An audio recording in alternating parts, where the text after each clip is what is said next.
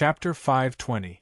After entering the Middle Earth, River Styx did not go straight to West Kunlun, nor did he stop when he passed by Qixia Mountain in Jinling.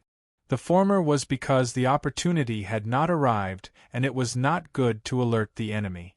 The latter was because he was now using the identity of River Styx, and it was not good to meet old friends. It was better to go to Qixia Officer when the deity came. At this time, fate was flourishing in Liaodong. According to Chen Eng's calculations, his 3 disciples were all at the front line of Guaning to take charge of the resistance. The second disciple, Yang De, was entangled with tribulations. His fate had reached its lowest point and he had encountered a death tribulation. Chen Ong could be considered a tribulation in his life. Before he could pass this tribulation, he was betrayed by the traitors and died tragically. That was why there were only 2 of the 3 elites of Qilu and Qilu left. Although the tribulation had changed due to Chen Eng's intervention and the slim chance of survival had increased, it was still extremely dangerous. According to Chen Eng's calculations, it was probably related to the deaths of Long Fei and Mao Tai. With their current mana, even the unorthodox path could not do anything to them. However, they had not received the teachings of Chen Ong. It was still dangerous to encounter the unorthodox demons of the rogue immortal level. He went straight to Liaodong. Along the way, he met fellow Taoists who were passing by. He lifted the blood cloud and flew past. He did not look like a good person no matter how one looked at him. Along the way, he startled many cultivators. Fortunately, his flying light was so fast that others could only see a clue before he passed by. Even if they chased after him, they would not be able to catch up to him in time. Beijing of the Great Ming Dynasty used to be the capital of the previous dynasty. The founding emperor of the current dynasty despised it for being remote and desolate. Originally, the capital was located in Jinling. This was the reason why the ancient capital of Jinling was still called Yingtian City. However, later on, among the sons of the founding emperor of the Great Ming Dynasty, there was an extremely outstanding character who did not inherit the throne. Later on, there was internal strife and his nephew, the emperor, was ousted from the throne and was called Emperor Qingzu. When Emperor Qingzu looked at Jinling again, he felt that it was too prosperous. As the saying goes, a gentle village is the grave of a hero. It was not good for the country, so he moved the capital here. My great Meng civil officials love money, and military officials fear death. It's only been a mere 200 years. Even the ferocious spirit of the people in the capital of the northern borderline can't stop them from abandoning Meng. That Emperor Qingzu really had foresight. If they were still in that beautiful land of Jinling, I'm afraid they would have crippled those bureaucrats 100 years ago. Mingi pressed the conveyance light to the left of Beijing. He was still dressed as a young man in black clothes. He sighed with emotion as he looked at the majestic country. The capital city is at the northern border, using the power of the entire country to suppress a small Nuzan clan, allowing them to grow. The imperial court's cultural relics, the entire nation's bureaucrats, even the so-called scholars, the Donglin eunuchs clique, they are all worms that eat away at the country. Since the pre-Qin dynasty, scholars have been the backbone of the Han people. They write with passion and vigor. Only during the Ming and Song dynasties, the scholars' backbone has been castrated.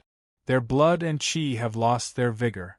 They actually play with their feet and have deformed aesthetics as pride. It's really Confucianism that harmed people. They are a group of hopeless worms. Although their flesh and blood are still there, their spirit is dead. These Confucians are like the ghosts of the true Confucians, rotten and rotten things. He did not use his mana to cover his words. He stood near the city gate, so many people heard him. A group of ordinary people at the city gate had seen all kinds of people, so they did not want to meddle in other people's business. Only a few scholars were angry. They poked their heads out from both sides to see who dared to speak like this. Some people wanted to stand out and scold him, but they were secretly stopped by their friends beside them. Although in this world supernatural power had not been revealed, but the cultivators often walked in the human world, there were also many legends about the swordsman, the Wuling swordsman, and the like. Chen Eng's youthful Taoist attire was exactly two of the most difficult characters to deal with in the Jianghu: beggar, Taoist, monk, old woman and child. The guards at the city gate pretended not to hear him.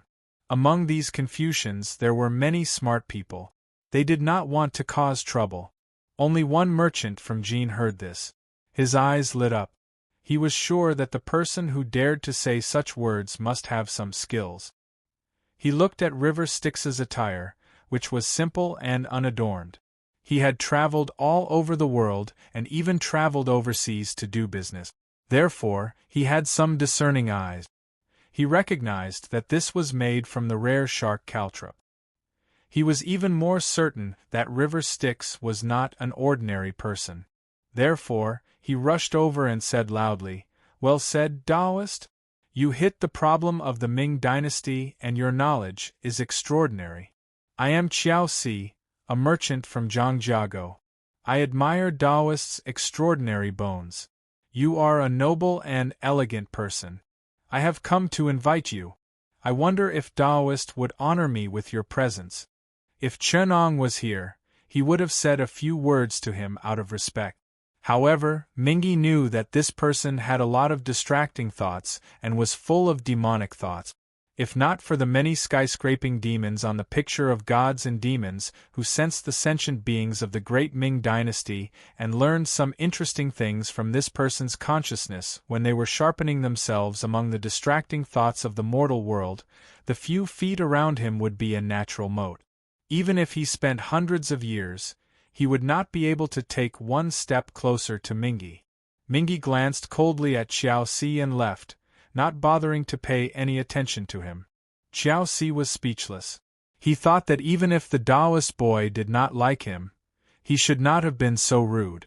However, he did not expect that Chen Ong would not give him any face. The servants around him were furious.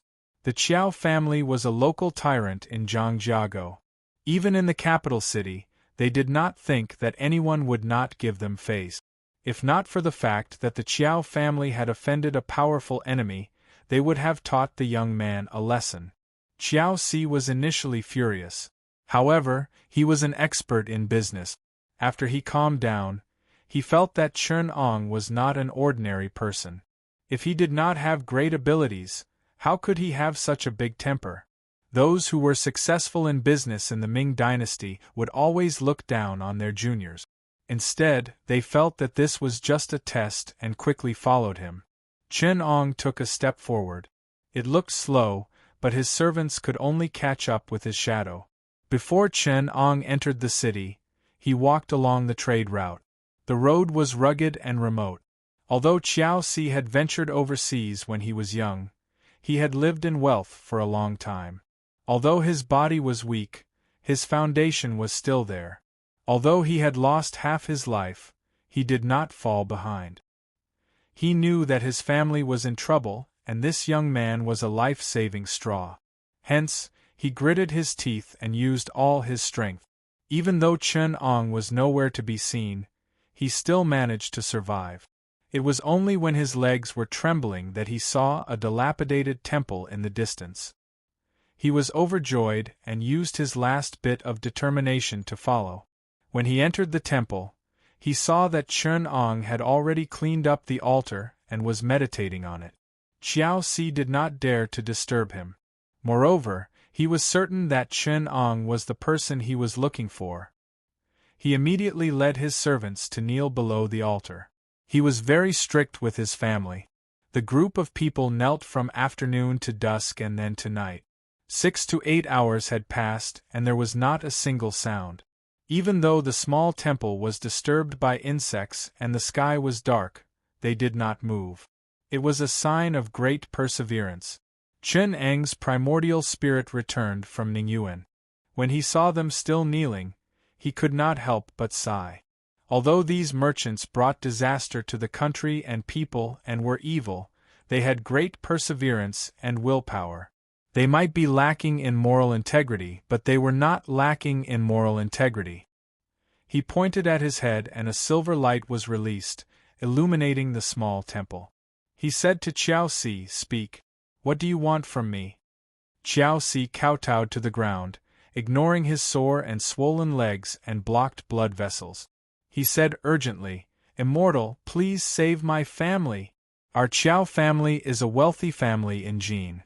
We have done many good deeds and the imperial court has rewarded us. However, because of our family business, we have offended a heretical demon. Seeing that our family is about to be harmed by him, we beg for your help." As he spoke of his sorrow, tears flowed down his face and he looked pitiful. Chun Ong was now in the form of river Styx, so he was the most rebellious. He sneered, "What does your family's good background have to do with me? Why should I save you?" From his tone, it was clear that he was an eccentric demon. However, when Qiao Si heard this, he felt at ease. He felt that this was better. If he met a righteous immortal, it would be difficult to deceive him. One must know that he would not be able to gain any advantage. The Qiao family was not a benevolent family. Instead, they had done many evil deeds. If they met a righteous cultivator, it was hard to say who would be the one to punish. He immediately made a promise: "If Taoist priest can save us once, the Qiao family has a lot of wealth. Even if I have to sacrifice my family, I'm willing. As long as my family is safe, it's fine." Qiao Si saw that Chun Ang's expression had softened. He had not figured out the true nature of this immortal, so he did not explain how they became enemies. He only said that the enemy was a martial arts tycoon in the northwest. His surname was Wang. He was originally a playboy who was neither good at literature nor martial arts. 2 years ago, when he went to the south with his uncle, he learned a set of demonic Taoist techniques and practiced martial arts. Chapter 521. Chun Ong listened to Qiao Si's description of his enemy, but he did not mention many details such as how he became enemies, how he found a backer, and the enemy's abilities. He only cared about complaining and begging and swearing to offer his wealth. Chun Ong sneered disdainfully in his heart. His celestial demon diagram could sense the mysteries of people's hearts in the boundless universe, so he was probably more familiar with the details than Qiao Si himself. Wasn't the Qiao family's greatest enemy the person who was tricked by Chun Ong to realize his mistakes and was taught by his grandfather? He suddenly realized that the first half of his life was of no benefit to the country or the people, so he repented and turned over a new leaf. He sacrificed his life for the country and swore to save the situation and pacify the Tartars with his life. For this reason, he broke his home and fled to the northwest martial arts world, Wang Ming, swordsman Wang. He was originally a playboy in the secular world, but after being reformed by Chun Ong in Shixia Temple, he understood many principles of life. This was the merit of persuading people to do good under Chun Ang's identity as a righteous master, and it was an example of him doing good deeds. Although Wang Ming could not sleep at night because of this, broke up his home and ran away, was entangled by internal demons and harassed by external demons, and was like living in hot water every moment, he only got a moment of peace when he punished evil and cured people. But because of this, he also received many spells from the mystic door's devil path and became a glorious trial mouse, with the hope of living a long life. It was really Chun Ang's merit of teaching and persuading people to do good that made Wang Ming feel grateful at night and grind his teeth. This swordsman Wang served the people wholeheartedly and hated traitors and lackeys. His biggest task was to pacify the Tartars. Naturally, it was needless to say what kind of person Qiao Si was to become enemies with him. In the future, there were 8 royal merchants among the Jin merchants. It was Qiao Si and his group of ancestors who gave the credit to the younger generation. They regarded money as their life. Long before the Tartars entered the pass, they often traveled between the pass and the pass to provide material and fodder for their masters. They had made great contributions to the Manchurian Qing in slaughtering their compatriots and conquering the Central Plains. Indeed, the Tatars did not have a good cover to raise the flag. They were loyal and devoted dog-slave. Even to this day, there are still their descendants who are blowing the drum for them, saying that they are benevolent and righteous, pay attention to integrity, maintain the unity of the nation, and have made great contributions to our great Qing. He used the term Jin merchant spirit to praise him. If Chen Ong remembered correctly, the only reason why Qiao Si and the others stood out from their peers and became the wealthiest people in the Qing dynasty was because of their shamelessness and betrayal. Because of this, in the future, Lao De even bestowed upon a certain Jin merchant from Zhangjiago the property of Zhangjiago as the property of the world. He really used the blood of his compatriots to stain his head red. Chen Ong could not help but sigh. Cultivators have their own karma, but the karma of the secular world was fed to the dogs. Based on Chen Ang's character in the past, he should have killed such a person in front of him, then sent his flying sword to Zhangjiago to bury his entire family. However, now that Master River Styx has cultivated his character, do as the Romans do. After many years of cultivation, he has also accepted the moral principles of a cultivator and no longer killed mortals. It is not good for him to do such a thing anymore. Using a flying sword to kill mortals was a little too much. River Styx could only sigh and said indifferently, "I know what you are talking about. I don't care who you have offended. Mortals who are like ants, it has nothing to do with me how many of them die. Therefore, I will not meddle in your affairs." With such a high and mighty indifference, he really played the role of a cold and heartless demon who looked down on mortals perfectly. He then slapped the back of his head, and a cloud of black smoke rose.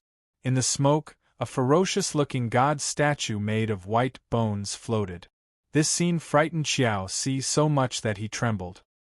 He looked at Chen Ong with fear in his eyes. Qiao Si was a resolute and ruthless person. He could usually kill without batting an eyelid.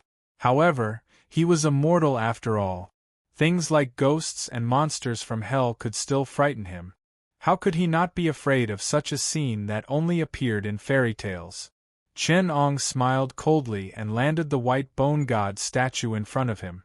He shouted, "How would I know what your opponent is capable of? You want me to sacrifice my life for you with just a little bit of wealth? I will teach you a method. If it works, you will give me half of your family's wealth. If it doesn't work, your enemies will just kill your entire family, and it will have nothing to do with me." He spoke with sincerity, but if it was a normal person, they would have been angered by his style of only taking advantage of others and never taking advantage of others. However, Qiao Si was not a normal person. He was doing business at a low price. After he forced himself to calm down, he felt that trading with this Taoist was more reassuring than those who would bet their entire family's lives on it. He gritted his teeth and agreed, "I know that a mortal master is a capable person. This little bit of wealth is nothing to you, so why would I dare to trouble you? Please tell me the method, immortal master." As he finished speaking, he knocked on the bluestone floor, making a knocking sound. Chen Ong looked at him seriously for a long time. He saw the blood flowing down his face and the ferocious expression on his face. He could tell that there was a ruthlessness in him. If he did not have this ruthlessness, how would he have dared to come out of seclusion and do business with the Tatars? This person was sinister and ruthless, but he was a decisive and resolute person. This was what the so-called evil people were like. This statue was entrusted by the mysterious devil from beyond the heavens, and it is quite efficacious. You were born in a rich family, so your ancestors must have been buried in a place with good feng shui, a place that can nourish vitality. Dig up the ancestral grave and use your own blood to bury the statue. Every day, sprinkle the blood of the 3 animals on the ground as a blood sacrifice. After 7 days, the feng shui of your ancestral grave will be destroyed, and it will become a place to raise corpses. After 7 days, you will bring out the statue and use the same animal blood as before to control the zombies raised in the grave. If your enemies come to harm you, you only need to point the eyes of the statue at them and recite an incantation to control the zombies to harm them. If they are no match for the zombies will suck their blood and kill them. Hearing this, Qiao Ci's face was like a dye shop that had opened. There were green and purple patches on his face, and he looked terrifying.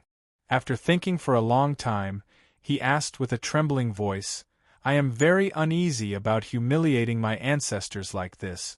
Immortal Master, do you have any other methods? Yes. Chen said coldly, this is only a lowly spell. Other than being fast, it has no other advantages.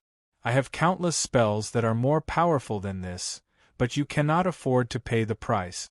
How can a little money be exchanged for more? Of course, if you are willing to pay a higher price, I will not be stingy in giving you a more powerful spell. What price? Qiao Ci swallowed his saliva and asked. Chapter 522. Qiao Ci was terrified that Chen Ong could say such cruel words so easily. His mind went blank for a while, and only when Chen Ang's shadow appeared in front of him did he regain his senses. There was only one thought in his mind, this is a real devil. He wanted to run away, but he dismissed the thought. If I sell my family's wealth and hide my identity, I may not be found by the enemy. But what's the point of living like this? A real devil must have real skills. If I miss this opportunity, my family's wealth and even the lives of my entire family will be gone in a day. Haven't you heard that a real man can't be ruthless? Many thoughts flashed through Qiao Ci's mind, but he finally made up his mind by relying on the ruthlessness in his bones. He gritted his teeth and kowtowed, Immortal Master, I am willing to offer half of my family's wealth to you. From now on, I will continue to offer offerings every year. The Qiao family is also a wealthy family in the land of Jin, with countless floating fortunes. Old ginseng from Changbai Mountain, pearls as big as the eyeballs of the South Sea, fine jade from the northwest, rare birds and beasts, whatever you want, I will definitely find for you. Even if it's a virgin, it's not a problem. Chen Ong only laughed coldly. I've already told you my conditions. Qiao Ci kowtowed again. Immortal Master, I can't be such an unfilial person. I am willing to pay the price, why do you have to force me? Chen Ong thought to himself, of course it's to make you suffer and seek your own death. But he could not say it out loud, so he only smiled and asked, the worldly wealth you mentioned is the most worthless thing to me. He then shook out his overseas goods from his sleeve. Gold, jades, pearls and gemstones poured down, burying Qiao Ci's body. Qiao Ci looked at the cat's eye gemstones and countless gold pearls and jade beside him. His mind went blank and he looked at Chen Ong again. His eyes were filled with fear and respect. Chen Ong sneered and said, if it wasn't for your perseverance and the fact that you knew how to grasp fate, I wouldn't have been able to find you. Even if you're as rich as a country, don't even think about meeting me. Your so-called wealth is just like dung to me, and you still want more? Initially, Qiao Ci did not believe these words. In Qiao Ci's eyes, even immortals could be bribed with money. It was not that he was arrogant, but that was the nature of a businessman. It was just asking someone to get rid of an enemy. Why would they pay such a terrible price? However, Qiao Ci couldn't differentiate among all the gold and jade. He finally understood how luxurious a cultivator's wealth was. He didn't dare to have any sense of superiority anymore. He lowered his head and begged, Immortal Elder, you need living souls and flesh when you cultivate and refine treasures. Even though Qiao clan is small, we can still find some people for you. I am willing to do anything for you. Please don't make things difficult for me this time. When Chen Ong heard this, his heart became even colder. He looked at him like he was a dead man and asked, with my transcendence energy, I want you to be my slave. Even if I want you to kill your entire family, it would be a piece of cake to extract your soul and refine it. Why would I want to make a deal with you? This. Qiao Si was stunned. Chen Ong laughed coldly. You can force others to kidnap people, so why can't I force you to kidnap people from your family? Why would I still want to make a deal with you? He looked at the fear, panic, ferocity, and anger that flashed across Qiao Si's face. Then, he said with interest, in my eyes, you're no different from a beggar on the street or a slave that you can kill. Why can you use them to exchange for your family's safety? Maybe you think that your life is more valuable than theirs, but you are all the same in my eyes. I asked you to give up your life willingly, so you can't replace it with someone else's. This is the reason why I want to trade with you. We cultivators have always been fair. Even if you want to trade with someone else's 10,000 souls, it's still impossible. Do you understand? When Qiao Si heard Chen Eng's words, he knew that there was no other way, no matter how angry he was. He wanted to say something else to Chen Ong, but he saw him sitting on the altar with his eyes closed. He did not want to speak anymore. Qiao Si picked up the white bone statue and wrapped it in his arms. He asked carefully, Celestial Master, I will agree to your conditions. But please tell me what is the taboo of this statue? Chen Eng's eyes were half open as he answered, other than controlling zombies to defeat enemies, this demonic ability is quite effective. If you use your family's blood to nourish it, it can protect your wealth and safety. Furthermore, the zombies refined from this statue must be your blood relative. The closer you are to them, the better. Zombies will go crazy when they drink blood, and if they harm your enemies, anyone other than your blood relatives will be sucked dry of their blood. It's very dangerous. Qiao Si asked, if the zombie is too weak and cannot defeat my enemy, what should I do? Even though the zombie is successful, it is still a ferocious creature. Even 100 burly men will not be enough to kill it. If it is a third-rate heretic, they will not be able to defeat it. But if it is someone more powerful, then you will have to accept your death. The power of zombies is divided into 5 levels. If the corpse in the tomb has decayed and turned into white bones, it will be the lowest level of skeletons. If the feng shui is good and it is a well-preserved corpse, then it will be refined into a walking corpse. It will be extremely strong and invulnerable, which is the 2nd level. If it is a fresh corpse that has been killed, it will grow white hair and become a white zombie. It is more powerful than a walking corpse and belongs to the 3rd level. Even people with some spells will not be able to escape from it. But you must remember that you must not let the zombie drink the blood of your blood relative. Otherwise, it will become more ferocious and shed its white hair and grow red hair. It will be 10 times more dangerous. Chen Ong had explained everything to him, but he did not mention whether the red-haired zombie could be controlled by the white bone statue. Qiao Si wanted to ask about it, but when he saw the faint smile on Chen Eng's face, he understood. The devil seemed to be reminding him, but he was actually encouraging him to make a move. He was probably after the zombie that Qiao Si had painstakingly refined. He wanted to use his family's blood to refine a zombie for him. Qiao Si thought to himself, this devil is so vicious. He does not care about money, and only wants to use my family's danger to threaten me to help him refine a powerful zombie. He thought that he had grasped Chen Eng's thoughts, so he did not ask any more questions. He made up his mind and thanked Chen Ong repeatedly before leaving. After he was a few miles away, Chen Ong sighed and said, I seem to have forgotten to tell him that the white bone statue can only restrain the white-haired zombie. If it drinks the blood of its blood relative, its madness will be uncontrollable and it will suck his entire family dry. Sigh. He was the one who did not want to ask me, so don't blame me. As for the white bone statue that Qiao Si took away, it was a powerful white bone demon that was invited from the heavenly demon diagram. If Chen Ong wanted to, he could kill 100 Wang Mings.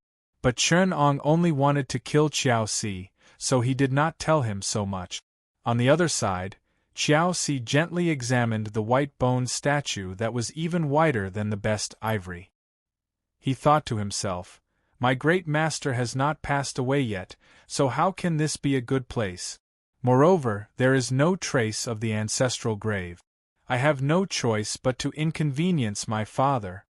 The guard next to him suddenly interrupted his thoughts and asked, "Master, the Taoist we met today is very evil. Should we tell Great Master?" Chapter 523. Chenong watched Xiao Si leave, and an idea popped up in his mind. He thought, "With the millions of Tartar people, I can kill them all in a day if I go all out. If I unfurl the celestial demon painting, it will be even faster. However, I, River Styx, am the leader of the demonic path and the leader of the demonic blood demon branch. It is unreasonable for me to attack them directly. Other than the third-rate heretics, few cultivators in this world will attack mortals directly. I will not break the rules. I should learn from Nuwa and think of a way to make them seek their own death." Chen Ong used the white-boned statue to kill Qiao Si's family with the intention of setting up a trap. At the same time, he wanted to test his hand and demonstrate a method to kill people without leaving a trace. In the ruined temple, the black-robed young man's eyes revealed a murderous glint. After a few moments, he put away his plan and said, "If there is no God, I can control Wang Ming and spend years to train a firearm army. It would be easy to wipe out the Jian Nu. However, even a fool would know that someone is playing tricks in the dark. I need to start with the methods of this world. There are only 3 ways for cultivators to destroy the lifeline of the dragon Qi in the secular world: supporting the dragon court, establishing a heretic sect, and intercepting fate. If I want to do something, it is not difficult to do all 3 at the same time. Other than Deming, who is an idiot, I can't rely on the others.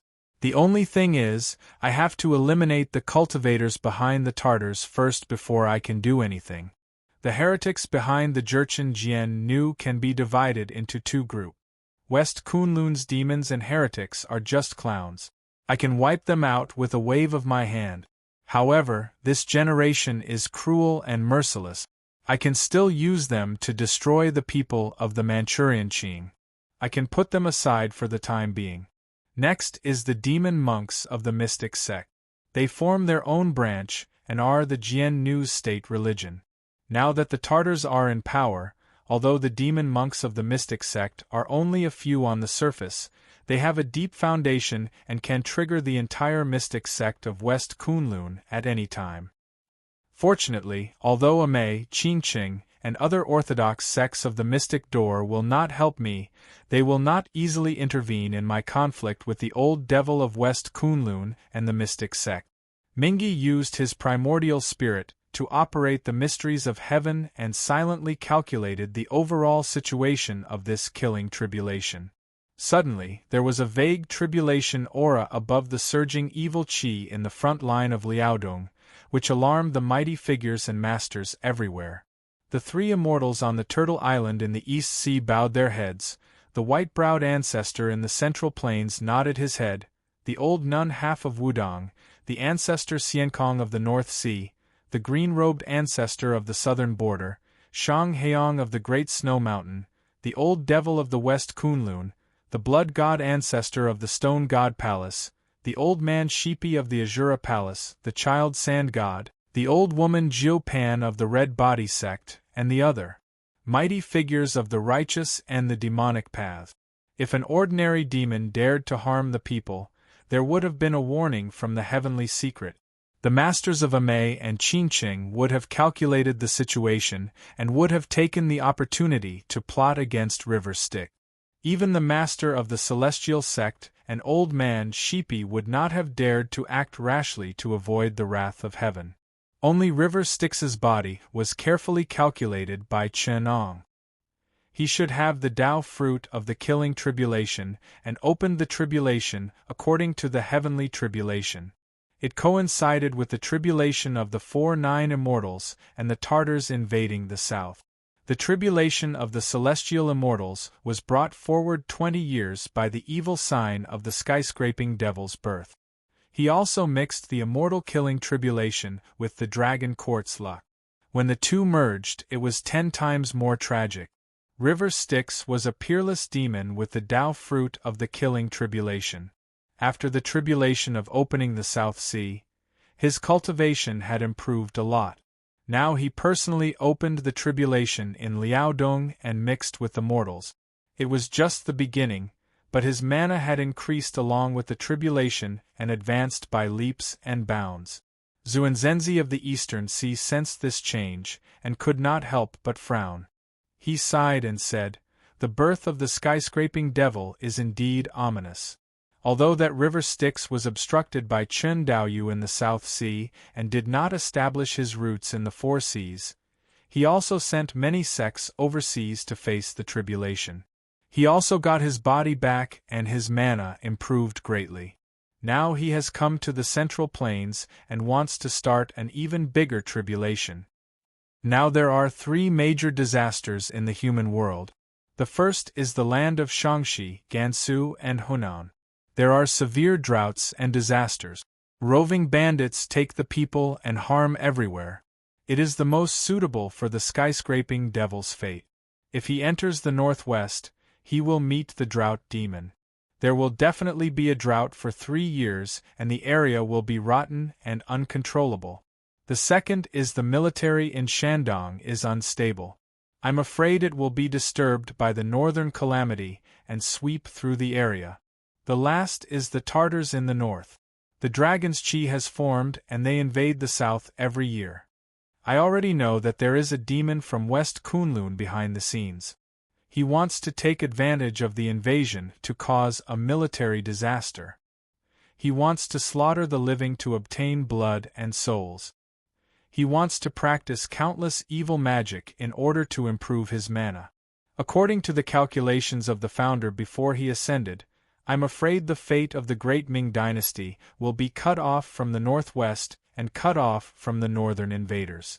Now that the skyscraping Liaodong is going to start a massacre in the northern frontier, it will be mixed with the human world's killing tribulation. Although it is not as violent as the one in the northwest, it is more dangerous. If the people in the world are entangled with the fate of the country, I don't know how many will die. Even the calculations of the ancestors will be affected. Ascetic Duda listened to his Shixiang and frowned. He could not help but feel uneasy. However, he suddenly had a flash of inspiration. He realized that although Xuanzhenzi's face looked sad, there was no deeper worry. He then used his primordial spirit to calculate and found out more inside information. In the end, he relaxed his brows and calmed down. He sighed and said, "Fortunately, the skyscraping disaster is not aimed at the Middle Earth. It is the devil path killing each other to fight for the orthodoxy. The disaster starts in the northern frontier, but it should be in the heart of the Tartars. I think it is aimed at the group of devil bastards from West Kunlun. As long as we guard carefully, we will definitely not let the skyscraping disaster spread to the Middle Earth. If we can let the skyscraping demon destroy the chi of the dragon, even the Middle Earth can avoid a military disaster and stop the evil from being rampant. Isn't that a good thing? Although the cause and effect of this matter is deep, it is still possible. Among the 4 mighty people, other than a few old bald donkeys who were stationed in the land, only the Amaya mortals could calculate it clearly. When River Styx saw that Amaya mortal's fate was tight and unwavering, he knew that his plan had succeeded. Amaya mortal's reaction was not out of his expectations. He calculated the rest of the parties one by one. As expected, the righteous path did not move, while the devil path, the evil sects, and the unorthodox sects actively responded to the disaster. Only the fate of the Master God was not obvious. It was hidden like a poisonous snake. However, River Styx had Chen Eng's support behind him. If the Master God moved, the deity Chen Ong who was guarding the South Sea would not hesitate to attack. Once he made a move, it would be earth-shattering and the Master God would not be able to escape. River Styx was busy hiding the mysteries of heaven or casting spells to disrupt the senses of many demons that he had calculated. He was playing games with many parties in the mysteries of heaven. Although he did not reveal himself, it was dangerous and consumed more energy than fighting on the opposite side. After several months, he finally managed to stabilize the overall situation. At this moment, Qiao Si had already returned to Zhangjiakou and made arrangements. Every day, he offered sacrifices to the white bone deity statue. Gradually, the demonic thoughts of the heavenly demons stationed in the statue invaded his soul. Even if Chen Ong did not intervene, the demonic thoughts of the heavenly demon made him muddle-headed and his evil thoughts grew stronger. The demonic thoughts did not erase his consciousness, but it encouraged the evil in his soul. Before Qiao Si returned home to worship the deity, he was able to harden his heart and bury his father alive, using the statue to cultivate a zombie. Although his father was greedy and committed countless sins, he loved his only legitimate son the most. Now that disaster was upon him, he buried his only son alive. Qiao Si's evil roots became even more vicious after being bewitched by the heavenly demon. In order to prevent the lackeys who followed him to see river Styx from discovering anything, he first sacrificed them to the white bone deity statue to cultivate the heavenly demon. Even the evil power of the white bone deity was strengthened. Although Father Qiao was old and weak, and his bones were not as sturdy as Qing Zhuang's, the resentment of being buried alive by his own son was very strong. With the blood sacrifices that Qiao Si offered to replenish the blood that his body lacked, he grew bones and scales. His body was covered in armor, and he was only one step away from becoming a mutated copper-armored demonic zombie. He was even more ferocious than River Styx had imagined. Although Qiao Si had not learned any unorthodox techniques, he could sense the power of the copper-armored demonic zombie under the blood sacrifices of the deity day and night. Due to the resentment of Father Qiao before his death, he was able to command the demonic zombie to kill people without the help of the white bone deity statue. After receiving feedback from the white bone deity statue, he also learned a few vicious techniques of the demonic path. His telegnosis ability was blinded by the demon, and he could no longer think about whether the statue would be under River Styx's control. He only cared about being controlled by the statue and using cruel methods to harm his subordinates, turning them into walking corpse soldiers. Chapter 524. At this time, Mingyi finally had some free time. He flew to Zhangjiakou with his conveying light. The Qiao family was also one of the largest families in Zhangjiakou. Their courtyard and manor occupied hundreds of square kilometers of land. They built their manor like a fort, with walls that were about 10 feet high, arrow towers, high platforms, and narrow windows. The walls were all built with rocks and fine brick. There were servants and guards in the manor. There were about 2,000 people in the family, and there were hundreds of strong warriors who could use weapons. The manor had wells, secret passages, granaries, and hiding places. They would not be afraid even if tens of thousands of bandits surrounded them. He usually closed the manor doors and became his own world. Even the laws of the country were not as important as the family's laws. The surrounding peasant families who rented his fields usually lived on the ground. Only when the roving bandits captured them from the north would they live together in the manor. The rules of the Qiao family were strict. That was why when Qiao Si stirred up a storm of blood and turned the manor into hell, no one felt anything was wrong except for the Qiao family members outside and their business friends. There was still some distance between the Qiao clan's fort and the commercial port. Chen Ong descended from the conveyance light on the nearby commercial road. From afar, he could see the resentment on the top of the village soaring into the sky. A gust of demonic black gas rose to a height of more than 500 feet. The cultivators nearby could see it even from a few miles away. With such a thick demonic qi, only 100 of the 2,000 people in the manor were left. Qiao Si had sacrificed so many people to the white bone statue. He had probably cultivated into a Yin demon and turned the people in the manor into demonic corpses for him to control. These demonic corpses were controlled by the heavenly demon in the white-boned statue. Chen Ong had not taken them back because he had other plans. River Styx had a tender face and looked like a 13 or 14-year-old youth. He was dressed in black and stood by the side of the road, looking in the direction of the Chiao family. He blinked. 2 figures walked over from the official road that he was on. They seemed to be a grandfather and a grandson. A 16-year-old girl supported an old man as they walked over from the opposite side. They seemed to be surprised to see River Styx. River Styx's gaze swept past them. He was not bothered at all as he continued to sense the many demons and refined corpses in the fort. It was not the first or second day that something had happened to the Chiao family. It was normal for cultivators to come and investigate. Although the spiritual power of the grandfather and granddaughter was not shallow, it was not enough to be taken seriously by Chen Ong. The old man found a high ground not far from the River Styx. He formed a spell with his right hand and gathered qi in his eyes. He observed the situation of the Chiao family's fort from afar. The more he observed, the heavier his expression became. His left hand couldn't help but grab the girl next to him tightly. He took a deep breath and said, "Jia, the demonic aura here is far beyond this old man's expectation. I look over there, the black aura above is about 100 feet tall, and it's as thick as a person's arms. Only the 1,000-year-old iron corpse that I met when I was young can compare to this kind of murderous aura and resentment. Moreover, the color is mixed but not messy, and the smell is fishy but not smelly. Even at noon, the murderous aura is only reduced but not exhausted. You can imagine how troublesome the hidden monster is." The girl heard this and became even more worried. She said uneasily, "Grandfather, if that's the case, you can invite others to eliminate this monster together. You must not take the risk alone."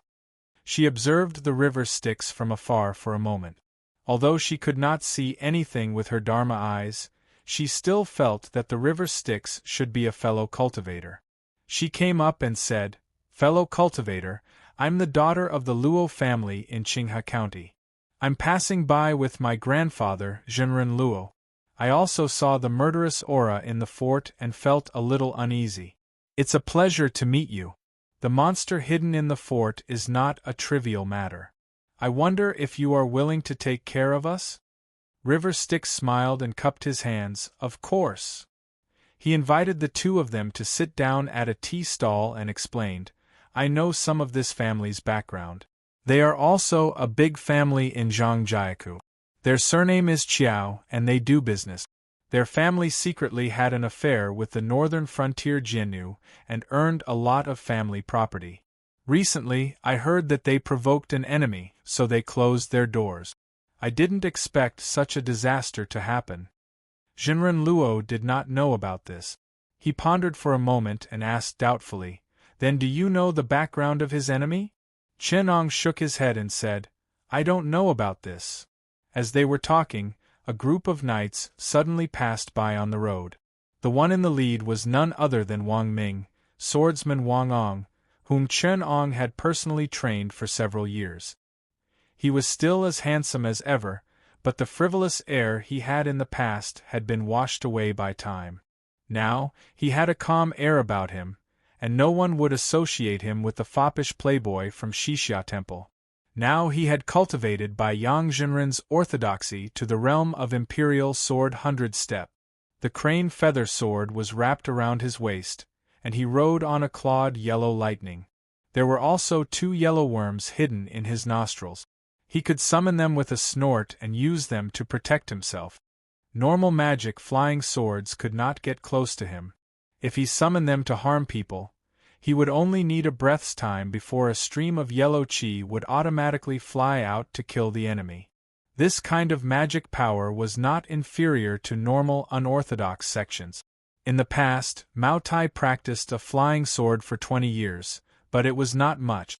Many of the unorthodox sects that Chen Ong killed overseas were defeated by him in a fight of magic power. This time, the great enemy that the Qiao family had attracted was precisely this person. Ever since Wang Ming had been enlightened by Chen Ong, he had deeply realized his own ignorance and shallowness. He had realized the truth of devoting his limited life to serving Emperor Tianqi limitlessly. For the sake of Chen Ang's little obsession, he had worked conscientiously and diligently on the righteous path of fighting against the Tatars and suppressing the bandits. The Qiao family was the leader of the large sects in the northwest of Jin. In recent years, both sides had fought several times, resulting in countless casualties. With a master like Wang Ming holding the line, the Jin merchants had suffered great losses several times. The rations that were being transported to the Jiannu camp were robbed several times by Wang Ming and his men. With such a deadly hatred, if it were not for the Qiao family's disciples practicing martial arts in the nearby sects, the Qiao family's connections with the nearby Jianghu, they would have been killed by Wang Ming and his men long ago. But even so, the pressure on the Qiao family increased. As Wang Ming's magic power continued to improve and his methods became more and more superb, the situation became more and more dangerous. Later, the Qiao family sent people overseas to recruit talented people and colluded with the demons of the Black Sand Island. However, the backer they relied on was mistakenly killed by Chen Ong in the Mermaid Sea Kingdom, which was a bad omen. The Qiao family received an ultimatum from Wang Ming, which was why they panicked and ran into the hands of River Styx, the devil. Chen Ong could not get away from all these, and it was also a sin. When he arrived at the Qiao family's fortress, Wang Ming had some magic power and could see that something was wrong. But after all, he was inexperienced and could not see that there were not many living auras in the Qiao family's fortress. He only thought that the Qiao family had hired people to deal with him. To some extent, his guess was not wrong. It was just that he did not expect that the Qiao family would be bewitched by some devil and turn their whole family into devil corpses. Chapter 525. As the devil qi in the sky above the Qiao family's fortress grew stronger, more cultivators arrived.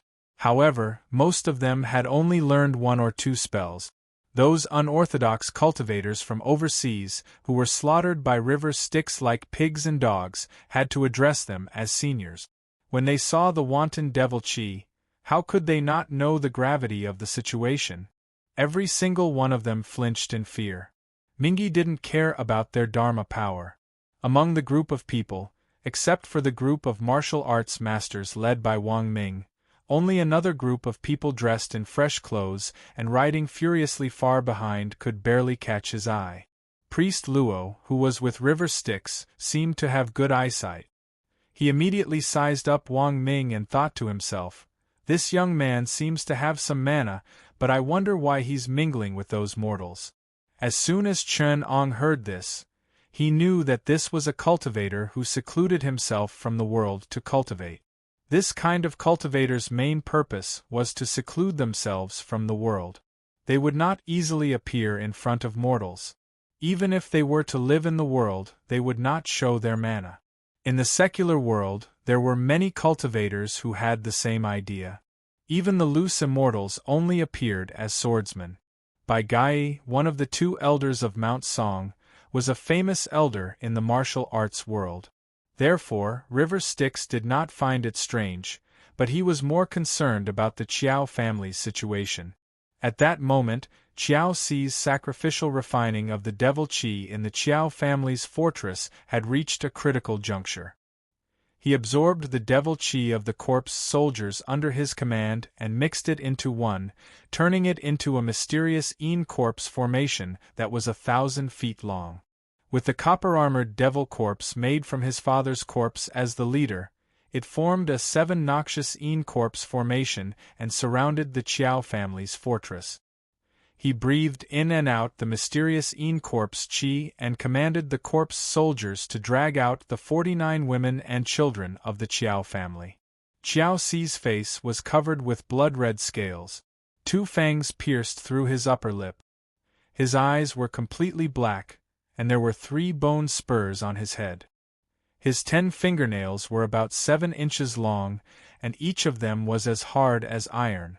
It was a demonic creature that no longer had a human form and was reduced to a half-human half-demon corpse.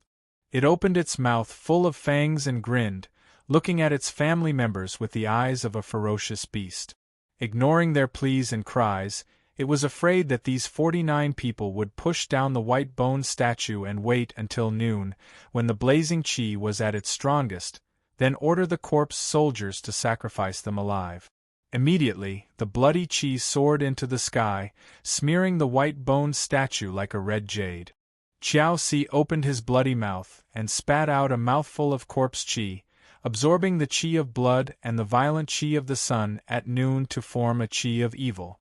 As the corpse chi was inhaled and exhaled, the movements inside were gradually made known to the people outside. Jinren Luo took advantage of the opening of the 7 evils in corpse formation to attract the chi of the sun to peek at the situation inside. His expression changed greatly. Not good. That evildoer seems to be cultivating a powerful spell. He turned around and shouted, "Fellow Taoists, we can't hesitate any longer. While the devil hasn't mastered this kind of magic and the yang energy is at its peak at noon, let's attack together and save the people inside. Otherwise, this time has passed and the devil will be even more ferocious at night. If we wait until tomorrow, will the people inside still be alive?" Even though Jinren Luo's mana was weak, he had a righteous spirit. Chen Ong saw that the anxiety on his face did not seem to be fake. However, the others here might not be as kind as him. River Styx stood beside him. His position was self-evident. A young swordsman behind Wang Ming heard this and could not help but sneer. "The people inside are our great enemies, it's better if they all die. We originally came to kill him, but now you want us to save him? How can there be such a logic in this world?" Another person next to him took over and said with a smile, "Of course. We often subdue demons and devils in the Northwest, eradicate zombies and malicious spirits, and pacify the area. If Taoist Master wants to eradicate the demons in the Qiao family fort, we will not refuse. However, if you want to save the people of the Qiao family, I'm sorry, when the family is all dead, we will go and help Taoist Master." Hearing this, Jinren Luo's face turned ugly. He said in a low voice, "Looking at this demonic aura, I'm afraid the young men inside are already in trouble. Most of the people left are women and children, old and young, innocent. Even if it's a life and death feud, it's time for retribution." The young swordsman behind Wang Ming said quickly, "They are rich and powerful. Their clothes and food are made of the blood and tears of the people. Since they share the wealth, they have to bear the responsibility of the consequences together. How can they be innocent? Since the gold, silver, and treasures that slave Jian plundered during the invasion have fallen into their hands and turned into wealth and splendor, they should also have a share of the blood and tears of retribution." Just as they were arguing, a cloud suddenly rose from the group of knights in embroidered clothes behind them. On it was a bed that was covered by a cloud-like curtain. It flew toward them from afar and stopped on top of Jinren Luo's head. A young man's voice came from inside. "Are you Jinren Luo of Qinghe? 3 years ago, I met Jinren Luo at my grandfather's birthday banquet. Today I see you again. You are as elegant as before." Jinren Luo thought for a while and suddenly said, "So it's nephew Lu. I heard that you have made great progress in Tao under Jinren Luo of Great Min. You were once praised by Jinren Luo of Great Min as the most outstanding talent in Middle-earth in recent years. Why didn't you serve Jinren Luo in Minnan? Why did you come to such a remote place?" The cloud bed slowly descended and a young man in yellow clothes pulled the curtain aside and came out. He first glanced coldly at Wang Ming before answering Jinren Luo's question with a smile. Other than that, he did not look at anyone else. It was obvious that he was extremely arrogant. He said, "Someone asked me to be under Jinren Luo's tutelage. They said that in recent years, there has been a group of demons running amok in the Northwest. They used some spells to indiscriminately kill the good and run amok. Genren Luo wanted to personally punish them, but I took into account that Genren Luo is old, and that there is no need for him to personally deal with this kind of unorthodox demons. Thus, I will do it on his behalf. Hearing his words, how could River Styx not know that he was talking about Wang Ming? River Styx raised his eyes slightly and saw through the young man's background. He did not even have magic power to control his sword. He was able to fly through the air by relying on the cloud bed under his feet. However, it was only a third-rate instrument refined from a cloud tree. Other than looking good, it did not have the slightest ability to defend against enemies. Don't be fooled by the way it flew over leisurely. In reality, it was all for show. At its fastest, it could only fly at this speed. With River Styx's knowledge, he was certain that even if his grandfather, Genren Luo, came in person, he would still be beheaded by Wang Ming in 2 moves, let alone Wang Ming, whom he had carefully trained.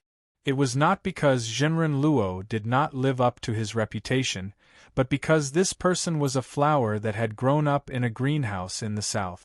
He had probably only fought a few spells in his life. He had relied on performing spells for high officials and nobles to gain recognition. Against Wang Ming, who had been pushed into danger by Chen Ong several times and had fought his way out of a mountain of corpses and a sea of blood, he was naturally a piece of trash that was sent to his death. However, the young man felt good about himself and insisted on joining hands with Genren Luo to break into the Qiao family fort. Fortunately, judging from Genren Luo's subtle refusal, he should know what kind of person he was. Chapter 526. Chen Eng's celestial demon diagram did not come out, so Qiao Ci's self-consciousness controlled himself and the 7 evils in corpse formation. Chen Ong did not care about him. As long as his corpse qi reached a certain level, he would be able to obtain the corresponding evil technique from the white bone statue. If the celestial demon was pleased with the blood sacrifice, he would be able to grant it extra. These techniques were techniques that the celestial demon had comprehended himself. Aside from being restrained by the fundamental technique of the celestial demon diagram, these techniques were considered superior in the demonic school. The initiation of the demonic school's techniques was smooth, and it was easy for one to advance by leaps and bounds. However, Qiao Ci was controlled by the demon, so he did not care about this. In addition, his self-consciousness had long been distorted by the celestial demon. In his frenzy, his mana increased. As noon approached, the corpse qi and devil qi in the Qiao's fort surged. Vaguely, a hideous demon statue with 4 heads and 8 faces condensed in the sky. If the servants who were killed by Qiao Ci were still here, they would definitely recognize this demon statue as the white bone statue that River Styx had given to Qiao Ci.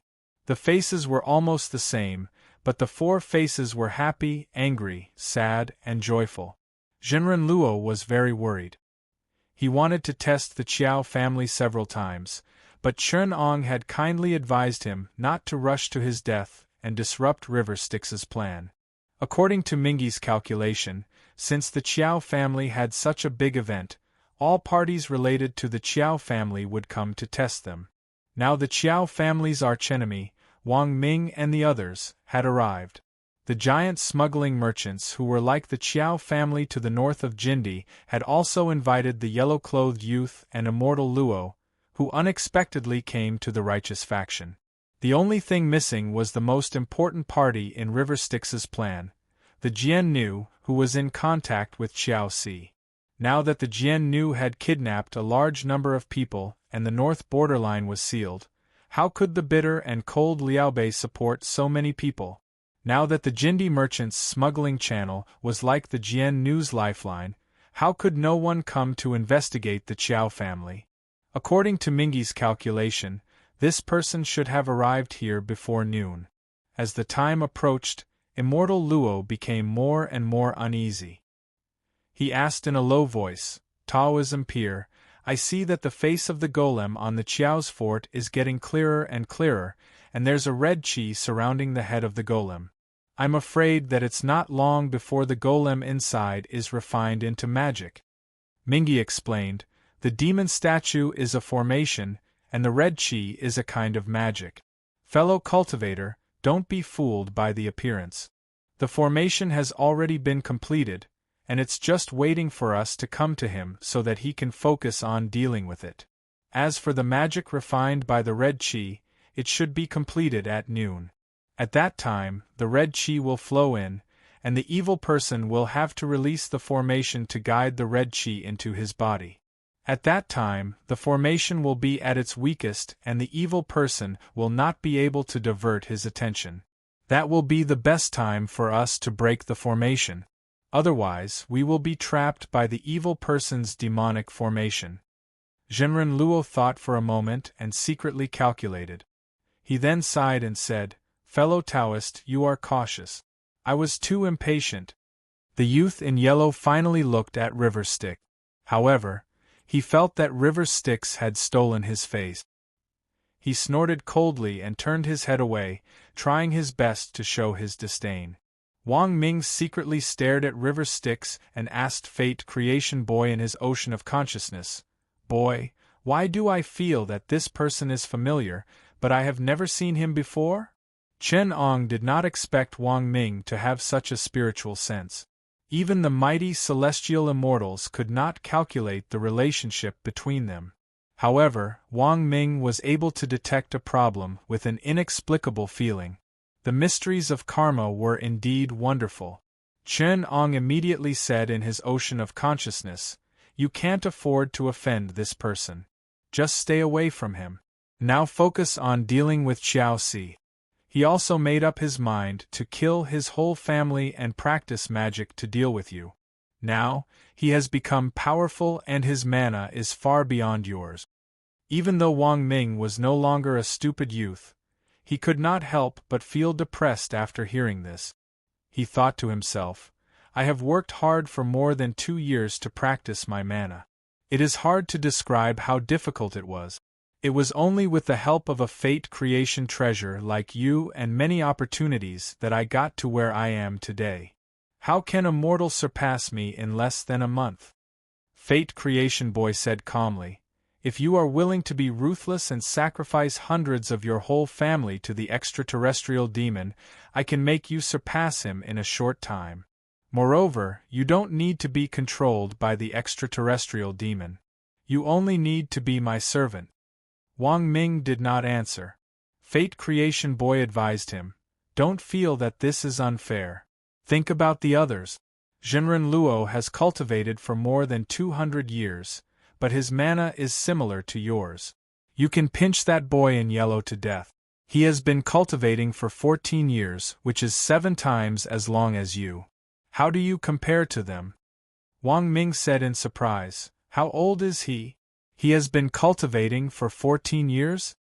Fate Creation Boy said calmly, He entered the Tao at 2 years old. I even know some people who started cultivating in their mother's womb. These were all unorthodox sects. Which of the geniuses chosen by the orthodox Xianmen were not endowed with wisdom and immortal materials that had been cultivated for generations?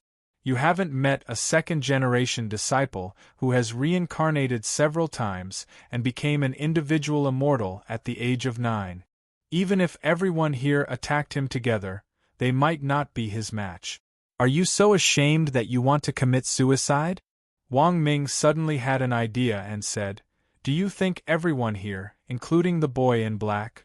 Fate Creation Boy pondered for a long time. Wang Ming knew that his plan was right. There must be something fishy about the boy in black. Fate Creation Boy said, Fine. I'll tell you a little.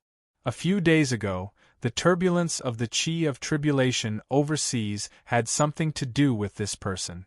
He is one of the 2 main characters of the eye-opening tribulation of the 4 seas.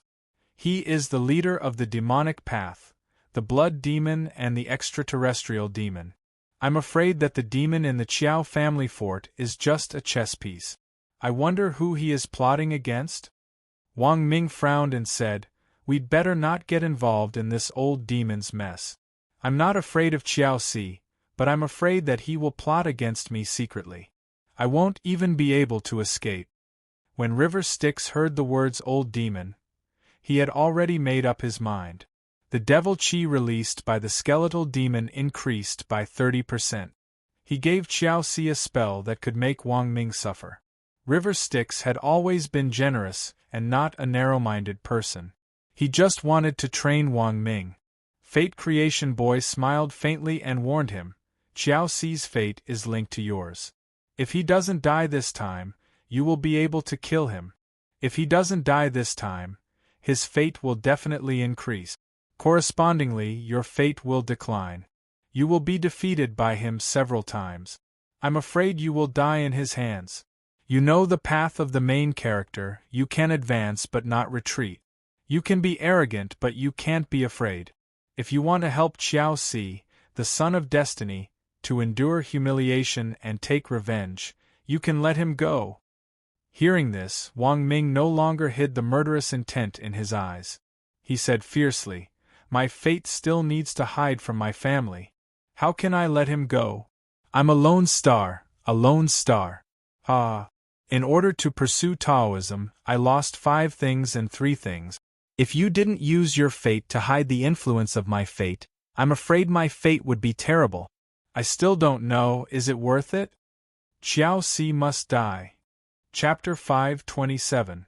These 2 people were only the vanguard. Behind them came a dozen more knights, led by a young man wearing armor, Jian knew. He sat on a red dragon steed. He did not go near Zhenren Luo and the others, but stopped a few miles away. The young man Jian knew did not seem to practice spells, but he was skilled in martial arts. Looking at them from afar, his eyes were bright, and it was obvious that he was close to mastering martial arts. The few people following behind him seemed to be his attendants, and they were also martial artists. They whispered into the young man Jian Nu's ear, "Master, with your noble status, it's better not to get close to those Han people who know spells. Just let the servants do everything." The young man Jian Nu also had some courage, and shouted, "This time we followed Great Master Gaeldan Shi Lutu, how can we be afraid? The Qiao family is just a dog raised by our golden warriors. We are not afraid when they are alive, so what is there to worry about when they are dead? As for those Han people who know spells, our golden warriors have conquered the Han land several times, and captured their people. Last time, even their capital was almost destroyed, but we did not see their masters come out. Although the Han people are very smart, they are cowardly and have no courage. They are the natural servants of our warriors. I am the 14th Bele, the golden warrior's Barutu, what do I have to fear?" When he said that, he intentionally waved his horsewhip in the direction of Zhenren Luo, showing his contempt. He spoke in Manchu, and although he was not far away, Zhenren Luo did not hear him clearly, thinking that he was just greeting him. In a humble manner, he slightly bowed, which was considered a half-salute, and the knights following behind him laughed wildly. Those barbarian knights who could not even recognize words laughed, and spoke in their tribe's dialect. They said everything, and their words were full of insults. The few priests and barbarian masters dressed as wizards also laughed together, but they still knew the power of the Central Plains Qi cultivators, so they did not dare to say anything directly. Wang Ming naturally understood the barbarian language.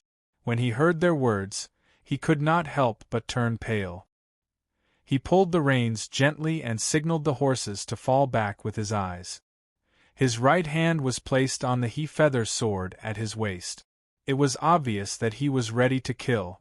The barbarian monk floating in the air had been paying attention to him. When he saw this, he pressed down the cloud and stood in front of Wang Ming. At this moment, even if Zhenren Luo was a fool, he knew that these Tartars did not have good intentions, and what they said was not good either. Even though his face was ashen, he still forced himself to persuade, they are only a group of ordinary people. Right now, the important matter of exterminating the demon is more important. You must not cause trouble, lest you ruin the important matter. Seeing that Wang Ming's flattery was about to move, he hurriedly stopped him. Fellow Taoist, please consider the bigger picture. You mustn't argue with these barbarians. Our Central Plains is a land of etiquette, we have our own tolerance. Wang Ming's face couldn't help but turn red as he shouted, "Go to hell with the big picture. Don't all the dukes in the imperial court use this as an excuse to let those Tartars kidnap the people of our Central Plains? People like you keep saying that you should consider the big picture and sacrifice the lives of millions of people in Jili, Hunan, Shandong, and other places to protect their glory, splendor, wealth, and rank. When it comes to their interests, it will be an unforgivable crime, and even 100 deaths will not be enough to excuse it. At this time, why don't you think about the big picture? For the big picture of the great Ming dynasty, I think it's best to kill 80% of the world's rich and powerful officials. I can't wait to eradicate all of you stupid insects. I only hate that I don't have enough power to reverse the situation and rebuild it." His scolding almost caused Jinren Luo to fall out with him on the spot. Even though Jinren Luo had a good temper, he couldn't help but blush with shame and anger. He glared fiercely at Wang Ming and said, "Boy." Then he waved his sleeves and stepped aside, no longer stopping him. The young girl following behind Jinren Luo couldn't help but scold, "My grandfather stopped you out of goodwill. They have so many people over there, you're just going to die if you go alone. You really don't know what's good for you." At this time, Wang Ming had already galloped away on his horse. The young girl shouted at his back, "We are cultivators, how can we use spells to kill mortals?" Before he could finish his sentence, one of the Tuchuo descended a dark cloud and threw out a cloud of fire, which covered the sky and covered the earth towards Wang Ming. With a loud hum, a ray of yellow light came out from Wang Ming's aperture of nostrils. With just one light, the barbarian monk lost his balance on the cloud and almost fell down. The fire burned towards Wang Ming, but it was taken away by a gourd on his body. In a flash, he was already close to the barbarian monk. A white light shot out from his waist. He wielded the crane feather sword and controlled the sword light to attack the barbarian monk. At this time, the barbarian monk was affected by the desolate divine light released by the mysterious yellow worm. He felt dizzy and felt his temples swelling, and his heart was filled with warning. He quickly shouted, "Bo Jean, save me!" The demon beside him raised his demon banner, and a gust of evil wind blew towards Wang Ming with black sand. Wherever it went, the vegetation turned black, and the insects turned into pus. It was obvious that it was also highly poisonous. Wang Ming wielded the mysterious yellow worm and made it hover above his head. The yellow light came down to protect him, and he continued to attack the barbarian monk. At this time, the other demons also reacted. The barbarians behind the 14th Ballet shouted, "How dare you! You're courting death!" They also slapped the gourd on their waist, and either spat out a black fork or released a poisonous smoke, all of them attacking Wang Ming. At the side, River Styx had been watching the battle for a long time. He wanted to test Wang Ming's ability a little, and when he saw this situation, he secretly activated Demon Corpse Qiao Ci's murderous nature. A circle of blood light also appeared behind his head, and it followed the force of the netherworld in the void to attack. At this time, the demon god statue in the sky above Qiao Fortress suddenly solidified and turned into a black cloud that covered the sky and earth. Qiao Ci's resentful roar came from inside. "Wang Ming, you've caused me to be like this, I'm going to refine you into a living corpse, and you'll never be able to reincarnate." He didn't distinguish between friend and foe, and he sucked all the people around him into the formation. He laughed madly. "All of you, turn into my blood food." River Styx used this chance to use the black gas to cover himself, using it to fall into the Qiao fortress. The other people couldn't stand still, and were covered by the 7 fiend corpse formations death, cold, yang, blood, demon, and ghost chi. Endless demonic thoughts appeared in front of them, and when they were hooked by the evil chi, their souls wanted to leave their bodies. When they breathed in, there was a fishy and fragrant smell. Just smelling it made their souls feel dizzy, and their bodies almost stiffened to death. They had no choice but to be wrapped up in the 7 Fiend Een Corpse formation. The group of Jian Nu Knights received the most attention from Chen Ong, and they directly fell into the encirclement of the several hundred Een corpses.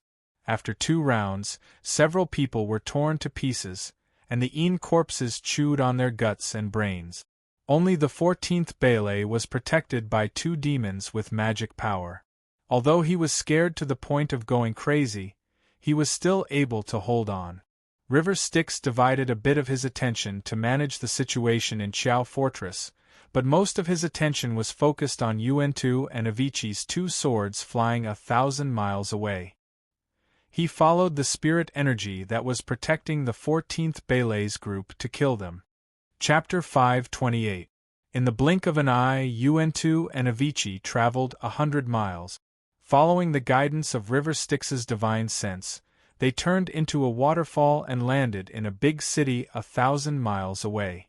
The city was built on the black soil, and its style was different from that of the Han dynasty. The people in the city all had pigtails that resembled a golden rat's tail. River Styx's flying sword fell, and with just 1 strike, a house that was decorated like a mansion was crushed into pieces. The nobles and servants inside were all killed by this strike. The Jian Nu nearby were terrified, and they all ran away.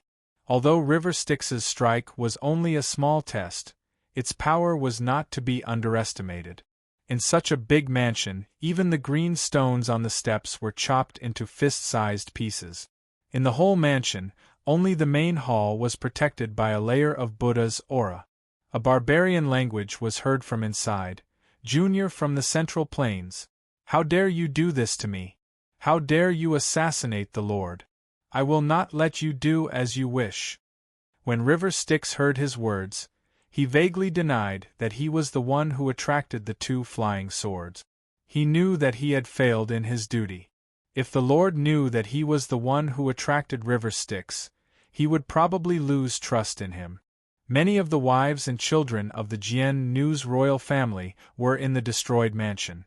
If they died because of it, he would be in trouble. However, if River Styx was here to assassinate the Lord, it was reasonable for the barbarian monk to react slower. In this way, he could protect the Lord, and not only would he not be at fault, but he would also be meritorious. Although it was normal for him to scheme like this, he would also lose the bearing of a cultivator, especially a demon. One should know that a real demon never hid himself, and he would not care about a mere Jian Nu's lord. If River Styx was in his shoes, he would definitely tell the truth, and if the Lord showed any dissatisfaction, he would kill him immediately. The cruelty of the heavenly demon was even worse than that of the emperor.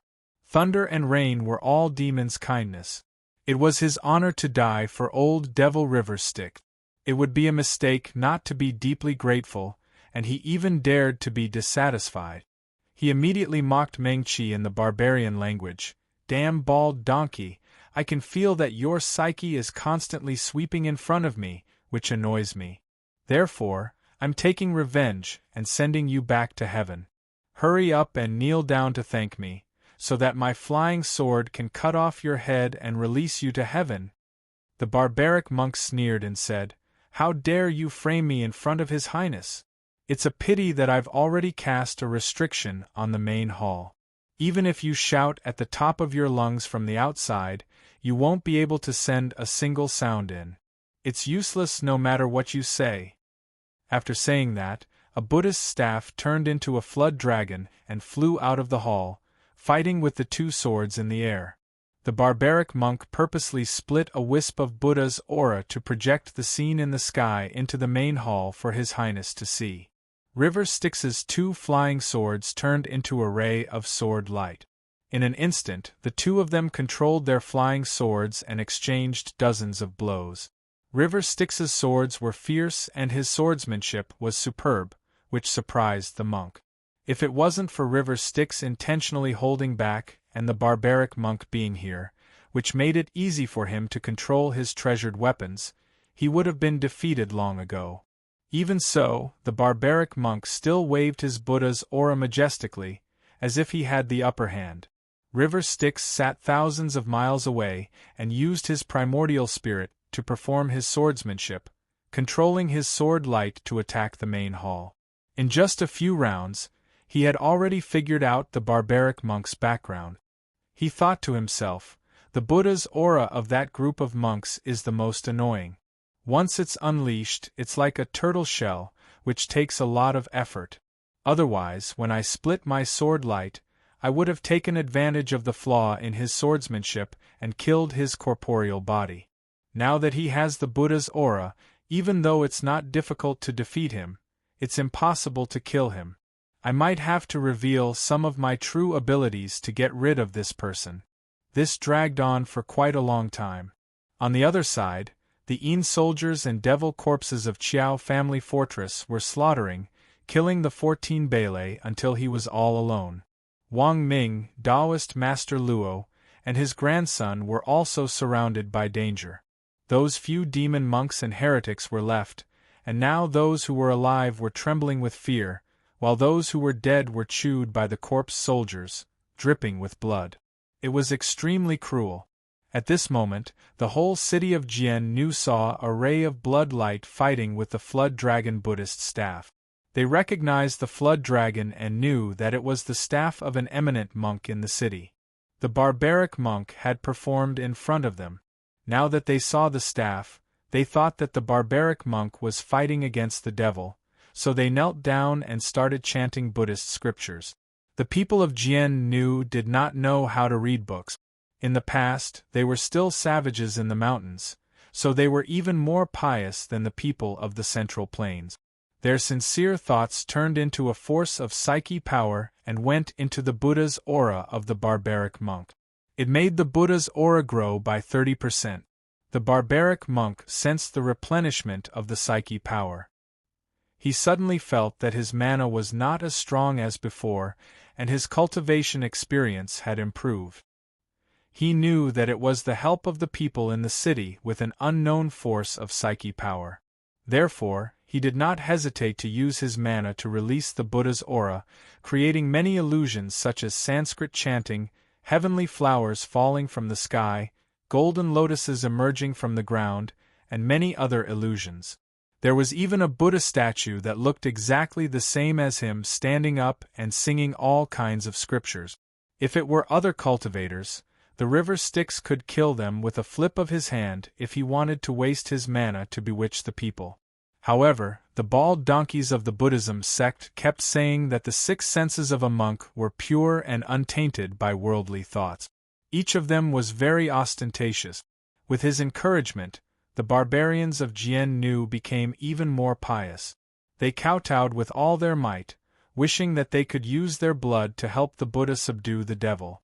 With the help of the psyche power, the empty frame created by the barbaric monk was replenished by the psyche power and had an extraordinary power.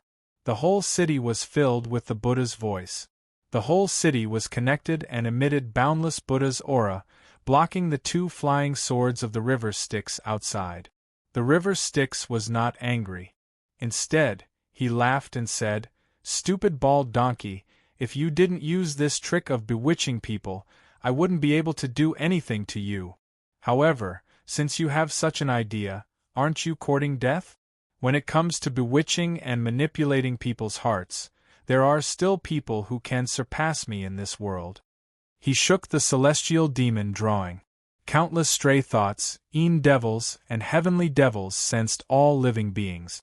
The demonic thoughts turned into stubborn and superstitious thoughts, turning the whole city of Jiannu people into believers that the heavenly devils sensed. The heavenly devils turned into gods and Buddhas in their imagination. They secretly guided, twisted, and implicated their beliefs into themselves. Instantly, the celestial demon drawing was filled with countless stubborn psyche power. River Styx did not accept it. Instead, he continued to send the Buddha's aura to the barbaric monk, causing his aura to increase by 30%. Countless Yin devils and 36 heavenly devils were refining him at the same time. The barbaric monk did not know how strong he was and accepted the psyche power. Unknowingly, his mana increased rapidly and suddenly broke through his original state. 36 circles of Buddha's aura appeared behind his head. River Styx performed his sword skills and created all kinds of ferocious heavenly devils. He even released the 72 heavenly devils to attack the city. In reality, he was only putting on a show. Otherwise, if he really used his mana, he would be able to destroy the city in an instant. However, the Jian-Nu people in the city did not know this.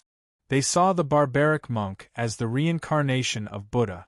In reality, the barbaric monk's spiritual wisdom had turned into a bit of devil psyche. The heavenly devils in his consciousness had turned into flying heavens and Buddhas.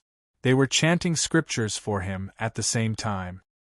His psyche power and mana increased by leaps and bounds, causing him to be even more immersed in it. His root of wisdom was completely lost. After a while, he was refined by River Styx into a celestial demon on the celestial demon drawing. His consciousness was wiped out. Chapter 529. The several hundred corpses in the Qiao family fort formed a large formation, surrounding a group of people. Everyone did not care about the difference between good and evil, barbarians and men, they just barely managed to deal with them together. From time to time, there would be shamans and demons with weaker magic power being caught by the corpses and being torn into pieces and eaten. They looked at the 9-foot-tall Qiao Si behind the corpses with his body covered in scales, a green face and fangs. That 14 Bele loudly shouted, "Qiao Si, you really dare to kill me? You have to know that the lives of your family are in the hands of the big gold. If you kill me, the Buddhas in the tribe will not let you go. If you pledge allegiance to the big gold and help me with your skills, I will guarantee your family's wealth. Even if you want to eat people, this king has countless Han people to give you clothes. As long as you don't harm my people, you can eat as much as you want on the Great Ming battlefield." He heard Qiao Si give a cold laugh and say, "My family has been eaten by me, what can you do for them? I'm tired of being a dog, now I want to be a man. Wait until I refine this burning sun blood fiend and won't be afraid of the true sunfire, then I can lead my men to run amok in the day. This great Ming world will become my corpse country. How can a lowly female slave like you have the right to speak? At that time, I will take your head and use it as my chamber pot." 14 Bele struggled and said, "You're delusional. Qiao Si, don't think that just because you have some trifling evil magic power, you can run amok in the world. You have to know that my tribe has countless Buddhas with great magic power, each of them can kill you like a chicken." Qiao Si only gave a cold laugh. He suddenly raised the white bone statue and infatuatedly said, "You think I don't know that there are countless experts in this world? But I have the heavenly demon form that the Mahasvara son of heaven gave me. As long as I sacrifice the statue, I can be bestowed with countless powerful magic powers. I can even control those powerful demons in the sky beyond heaven. They have even bled gods and Buddhas, they have eaten Buddhas and Bodhisattvas.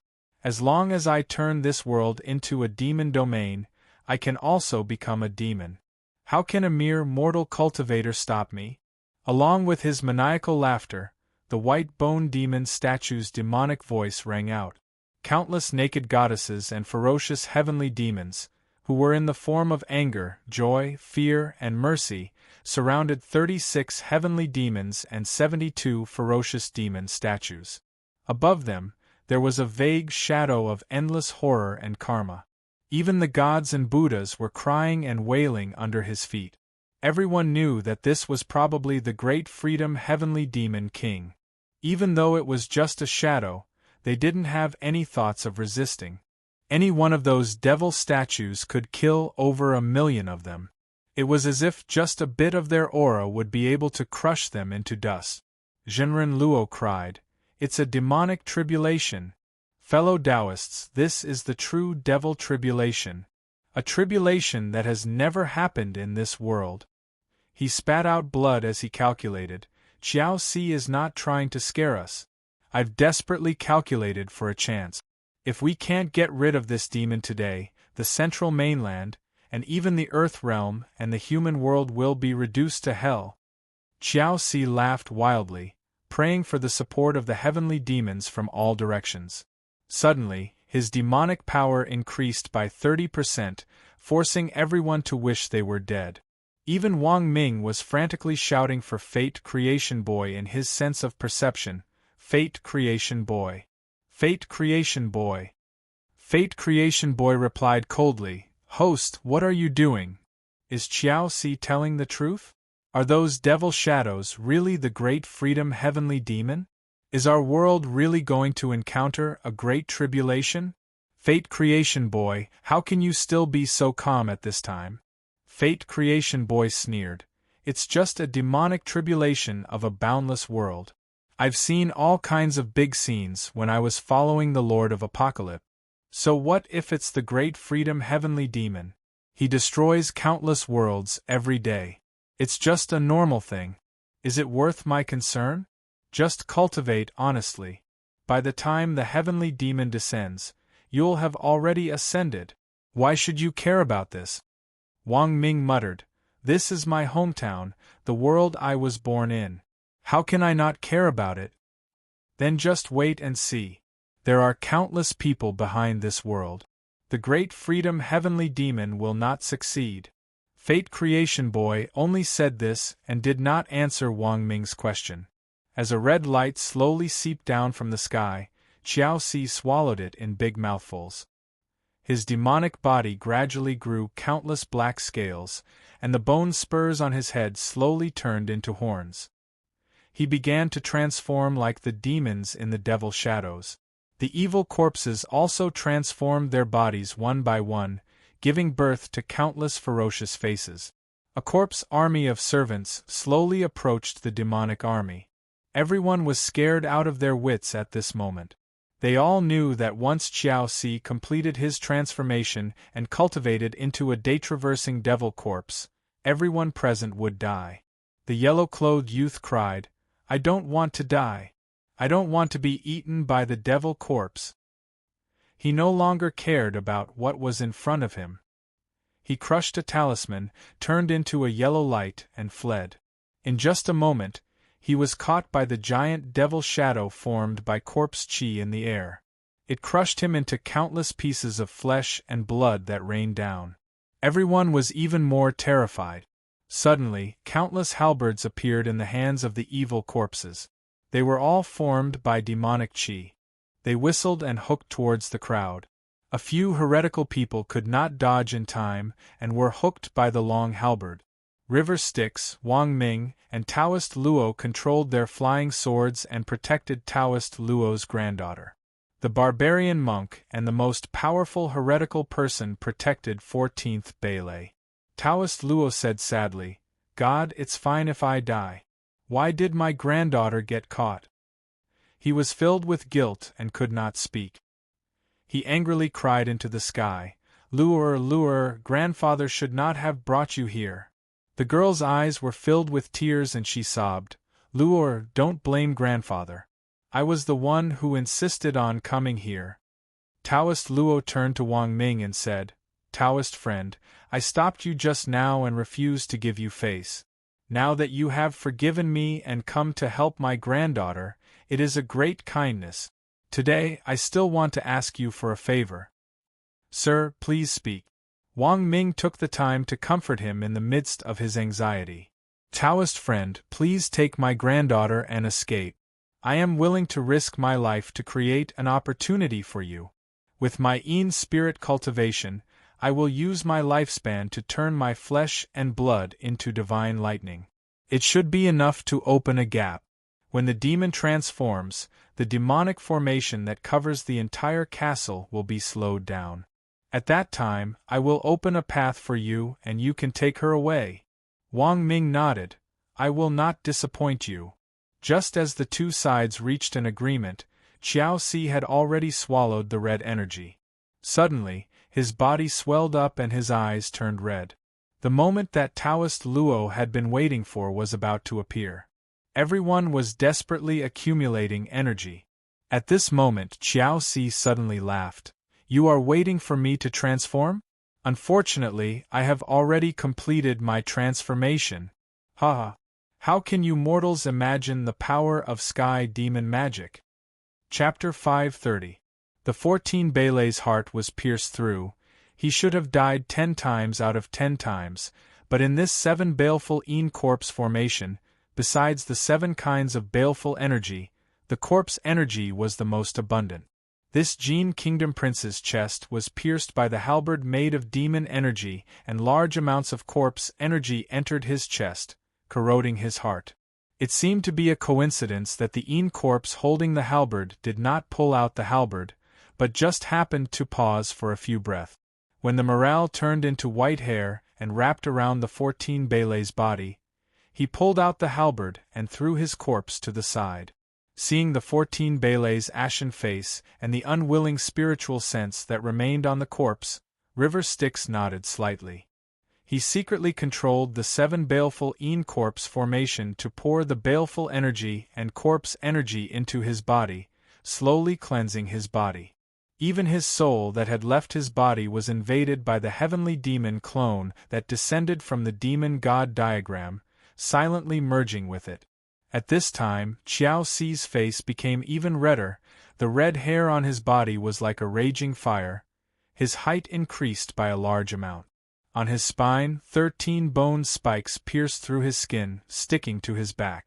The corpse energy and baleful energy gathered by the Een corpse formation were controlled by him like they were his arms, adding to his body, the demon energy rising. At this time, River Styx's plan had mostly succeeded. After Qiao Si's experiments, Dorgan, who had fused with the heavenly demon detection, was even more cruel than him.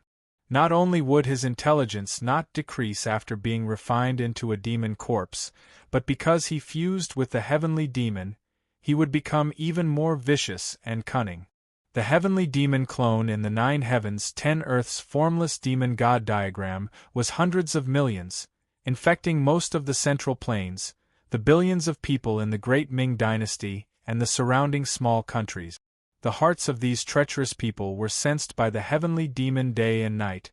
The 36 demon consciousnesses inside had long been trained to be as sinister as demons. Even the most vicious and cunning person in the world was not as powerful as them. Dorgan's true self was usurped by such a demon, the shrewdness in his heart. His treacherous heart instantly increased by who knows how many times. His mind turned, and he thought of the 100 plans to kill Huang Taiji and usurp power. Now, he didn't have the slightest bit of humanity left in him. His heart was only filled with viciousness and cunning, and his soul was filled with nothing but burning greed and desire.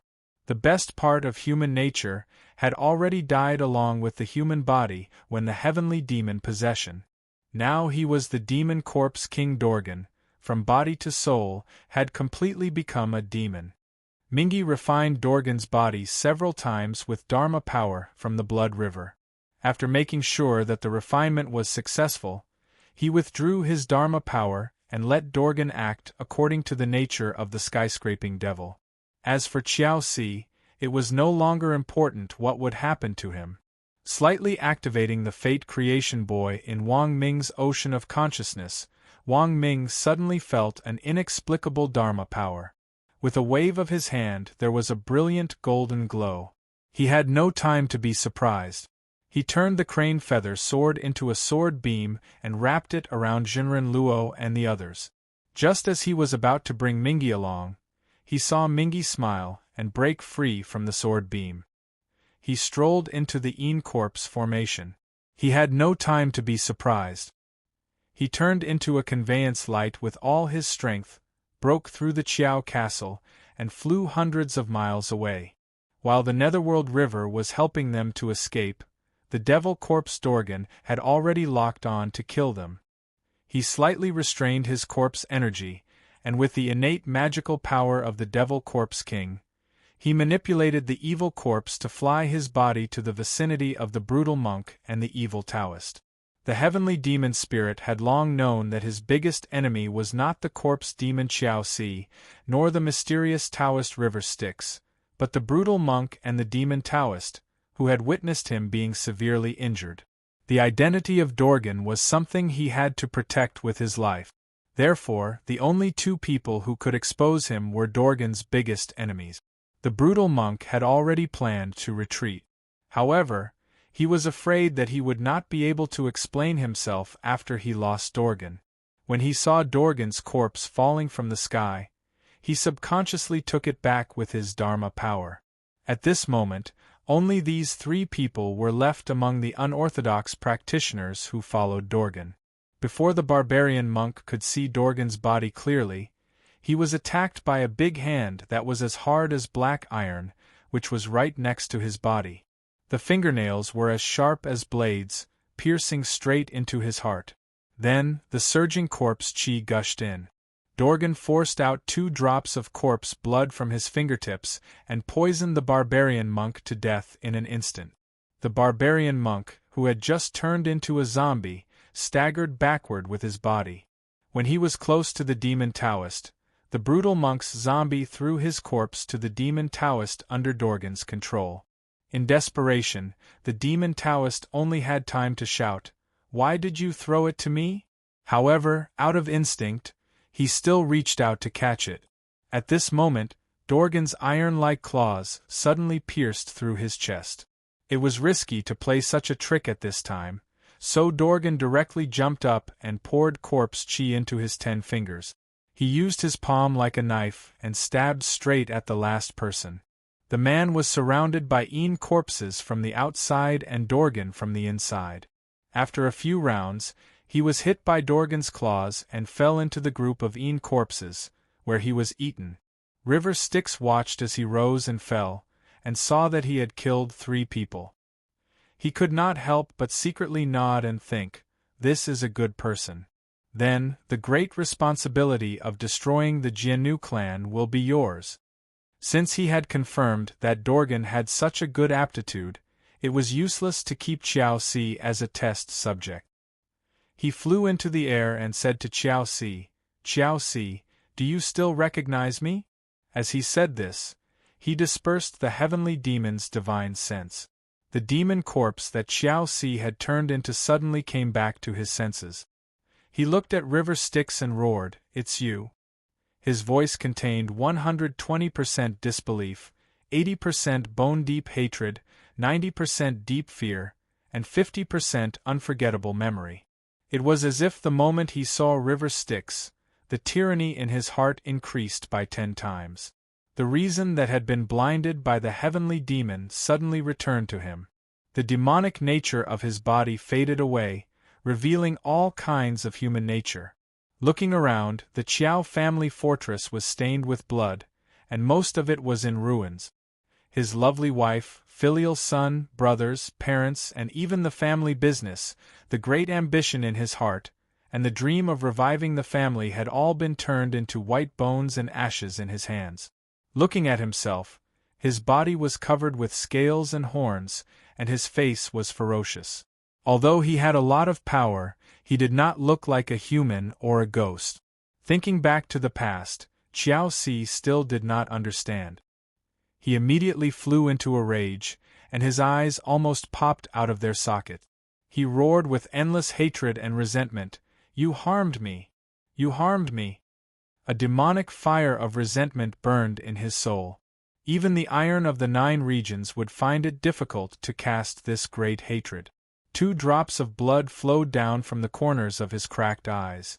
On the face of the ferocious-looking demonic corpse, the 2 lines of blood tears made him look like a hungry ghost from hell. River Styx smiled and said, "Benefactor Qiao, thank you for your help." With a wave of his hand, the hundreds of corpses around him flew up and turned into a black dragon that drilled into a flower scroll in his hand. Looking at Xiao Si's bitter struggle, River Styx smiled and said, "Benefactor Qiao, your soul was originally just a piece of trash. Thanks to my skillful hands, you have this endless hatred, and the blood curse on your family. Now, it is time for me to reap the rewards."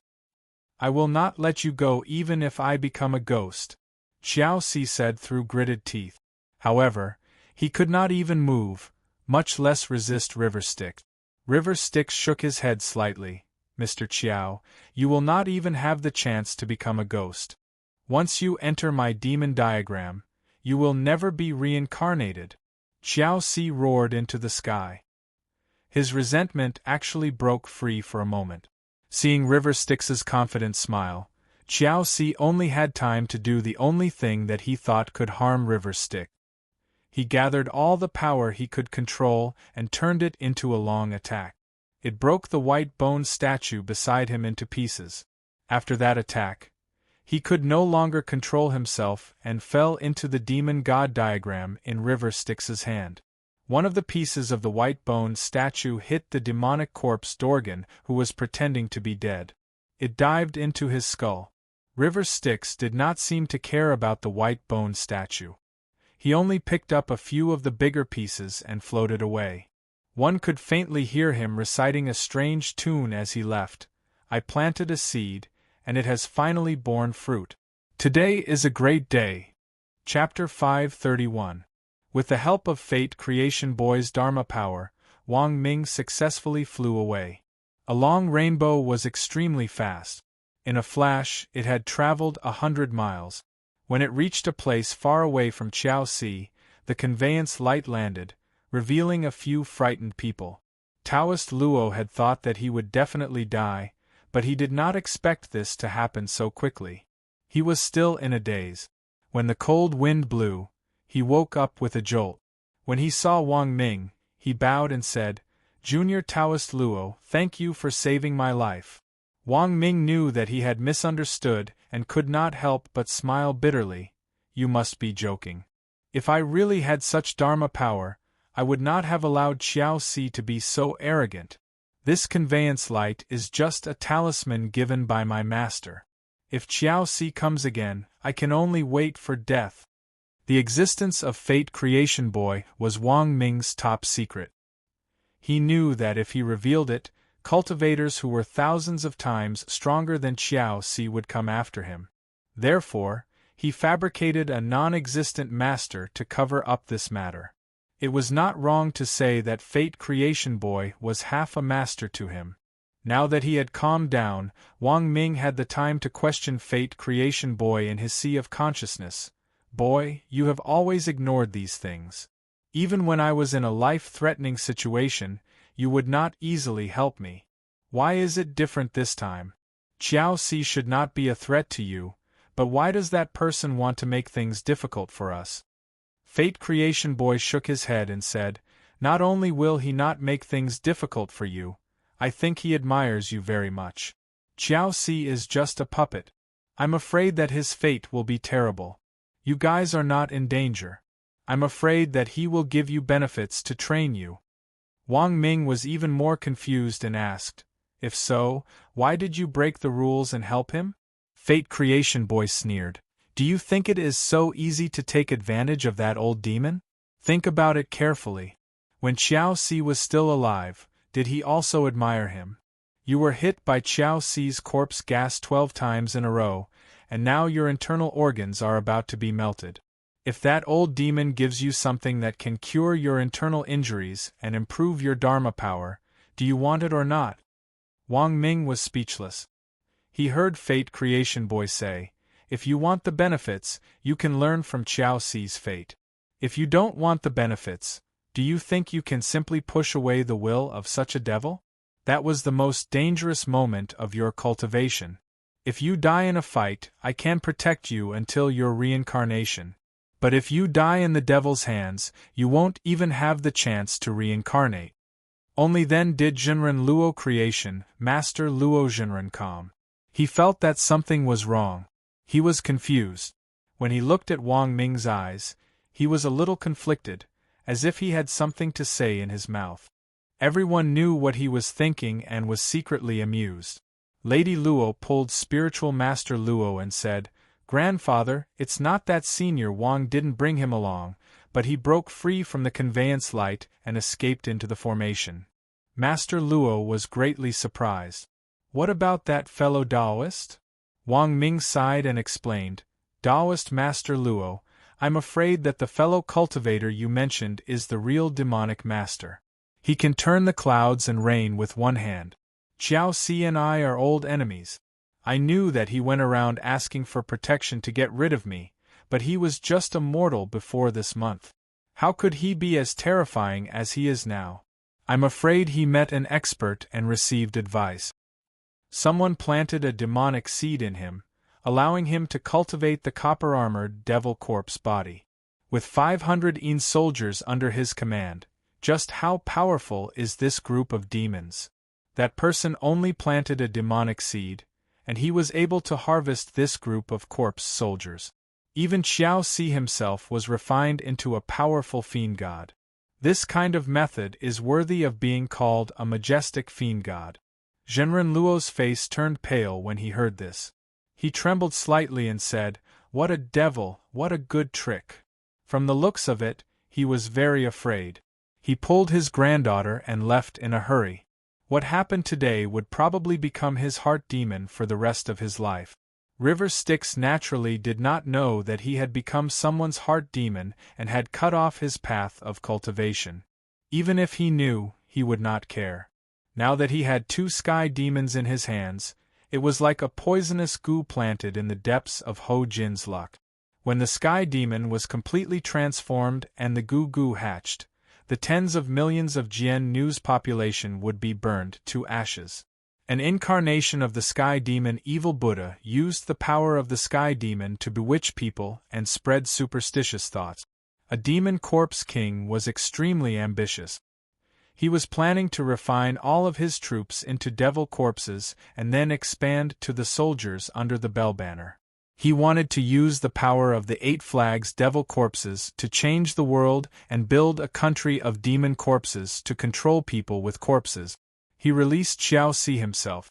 Today, his endless resentment was refined into a demonic fire by magic. It was refined into a pure and deep resentment demonic fire. He could control it freely. The scales on his body had a faint silver glow. It was the body of a silver-armored devil corpse. It was more powerful than before, but its original self had dispersed. Now it was only a demonic consciousness that obeyed Chen Ang's orders. Such a powerful devil corpse, which ordinary demonic cultivator did not spend countless spiritual medicine and painstakingly refine it for decades. Now that Chen Ang had done it in an instant, he did not need to spend much effort. Xiao Si brought his own dry rations to be a devil corpse. He even completed the refining of the spiritual medicine and the land to raise the corpse by himself. He was really cute. River Styx ordered, Go, kill all the people who colluded with you and sold provisions to the Jian Nu. Then come and see me. He ordered him to take 200 soldiers and go into hiding. He continued to fly towards Liaodong. Along the way, he could see the bones of the common people. The laborers carried the rations on their back. Under the custody of the Ming army, they pushed carts and horses towards Liaodong. Along the way, the fertile fields were abandoned. The white bones left behind by the Tartars were not buried and were scattered among the ruins. Many bustling towns were deserted. It was like the end of the dynasty. He thought of the prosperous scene of Jiangnan when he went out to sea in the past. River Styx's eyes were indescribable. The city of Jianzhou was surrounded by soldiers and armor.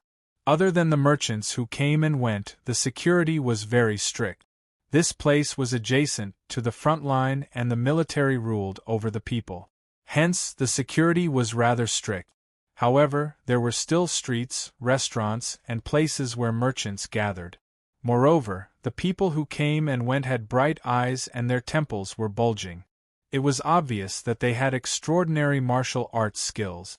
It was a gathering place for chivalrous Jianghu warriors. River Styx showed a little of his martial arts skills, and not many people came to disturb him. However, the soldiers nearby were still in charge of surveillance. River Styx was so eye-catching that he quickly attracted the attention of some people. After a while, a young general led a patrolling army to block River Styx's path.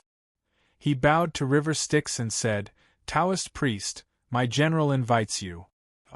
River Styx seemed surprised and said, I am but a wandering Taoist priest.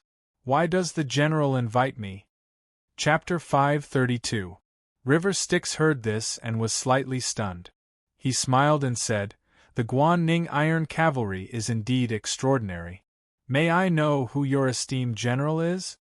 The young general cupped his fists and said, It is Sir Wu Xiang, the regimental commander. He received my report and ordered me to invite you. He is waiting at the regimental commander's residence. I hope that you will not decline. River Styx's primordial spirit was stealthily manipulating the heavenly secrets, leaving only one thought to respond. All the sky demon senses and heavenly secrets calculations were understood by the primordial spirit. This thought was only for communication and did not have many supernatural powers. That was why he still looked at the young general. He saw that he was in his early 20s and had a heroic bearing. He suddenly smiled and said, I have only been here for a short while, and you have already reported to General Wu. It shows that you are trusted. May I know your name? The young general was neither arrogant nor impatient. He still cupped his fists and said, I am Wu Sangui. My courtesy name is Chong Bo. General Wu is my father. It was already the 4th year of Chongzhen, and it was the eve of the Battle of Deling River. Zhu Das Ho was probably already guarding against the Jiannu at Deling River. No wonder the Jianzhou army was heavily guarded. A large amount of rations and fodder had been mobilized. Wu Xiang should have received orders to be ready to help Zhu Das Ho at any time. In history, in this battle of besieging the enemy and attacking the reinforcements, the Ming army suffered many defeats. When Wu Xiang led 40,000 horse infantry to help Deling River to help Zhu Das Ho, he deserted at the last minute and was punished with demotion. Now the father and son must have felt the pressure. No wonder they used their position as the regimental commander to rope in cultivators. Under normal circumstances they would avoid it. Using the position of an official to make friends with people outside of the secular world would easily cause people to think of feng shui and qi of fortune. This would then lead to rumors of the dragon vein and the qi of the emperor. This would be taboo for the civil officials in the court and even the emperor. Only when the arrow was knocked on the bowstring would they make such a bad decision. River Styx did not have a hobby of collecting historical figures. With his current level of cultivation, killing the Emperor of Beijing was just a taboo. Even if Wu Sangui was in front of him, it was just a little strange. He did not think much of him at all. After thinking about it, River Styx smiled and said, In that case, please lead the way, young general. Wu Sangui had seen a few cultivators along with his father. All of them were heartless and did not care about human etiquette. Initially, he had prepared a lot of words, but he did not expect River Styx to be so understanding. He was slightly disappointed. In his opinion, the greater the ability, the greater the temper. This black-clothed youth didn't have a temper, so he probably didn't have much ability. The father and son did not want to make friends with any immortals, nor did they covet the golden pill to live forever. This time, they invited someone because they had a request. If they invited someone without any ability, it would be in vain. Fortunately, he was experienced. No matter what he thought, he did not show it on his face. He continued to lead the way respectfully. After walking for a short distance, they arrived at Wu Zhuan's military headquarters. When they entered the main hall, there were already a few Jianghu heroes inside. 2 heretical men were waiting. River Styx saw his 3 disciples at first glance. Li Ning sat in a corner and calmly observed the many strange people in the main hall. When he saw River Styx walk over, his gaze froze and he felt a faint sense of fear. He committed River Styx's appearance to memory, but his 2 sworn brothers beside him did not notice. River Styx's gaze swept over them, and he could tell that the 2 heretical men were only third-rate heretical men. The sharpest thing they had was the fine iron flying sword in their pouch. At most, they had the ability to control a sword for 100 steps. Even Li Ning did not think much of them. With the three brothers' unparalleled martial arts skills, they were not afraid of these heretical skills. The other martial arts masters were arrogant and disdainful. Other than being very respectful to the people of the military headquarters, they fought to curry favor with the two heretical men. The atmosphere was not friendly and they looked down on each other. Li Ning and the other two were even pushed to a corner. Only the two heretical men were crowned at the top. Although Wu Sangui was not an ordinary person, he was still a bit young. He had some prejudice earlier, so he arranged for River Styx to sit at a place that was neither too far nor too close. Although he was still respectful, he was not as respectful as the two Taoist men before him. Everyone here was old and experienced. They had seen through Wu Sangui's little tricks and had looked down on River Styx. Even though there were people who wanted to curry favor with him, one of the silver-robed Taoist priests saw that River Styx had just sat down casually and did not come forward to greet him. He snorted coldly, "Humph." He maintained his status and did not want to argue with River Styx. However, he also dispelled the other people's desire to befriend him. Only Li Ning, who was sitting next to River Styx, nodded slightly in greeting. After a while, Wu Zhuan still had not arrived. Only Wu Sangui came to apologize on behalf of his father. He said, "My father has received an urgent order from the imperial court and has to be delayed for a while. I have specially ordered him to come down and apologize. Please do not take offense and wait for a while." He then went to the back hall and asked for the best tea to be served to the guests. Seeing this, someone thought to himself, "Could it be that Master Wu has invited so many people, but he does not know who is truly capable and is hinting to us to show off? There are so many people here, how can I have the chance to show off? Why don't?" He made up his mind and looked around for people to show off. He saw that the others were not to be trifled with. Only River Styx, Li Ning and the others were sitting in a corner.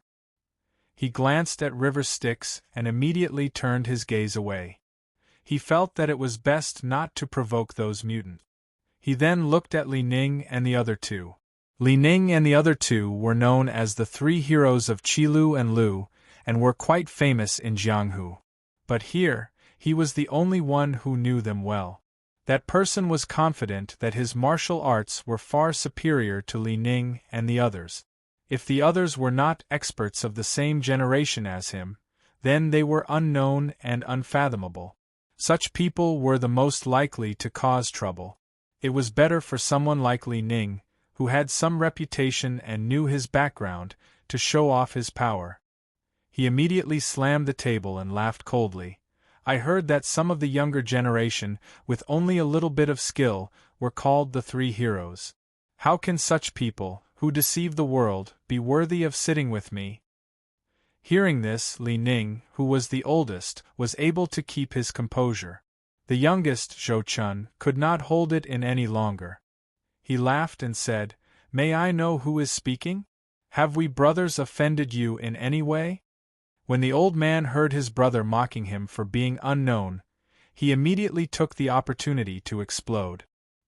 He gathered his strength and lightly flicked the teacup in front of him. 2 scalding water droplets fell into his palm. He threw them out skillfully, and like steel pillars, they stirred up a sharp wind. At the same time, he shouted, "Who are you to interrupt when I am speaking?" Even Li Ning could not hold back his actions. Zhou Chun used the mantra of Tian Luo's cunning way. With a twist of his hand, he caught the 2 water droplets in his hand.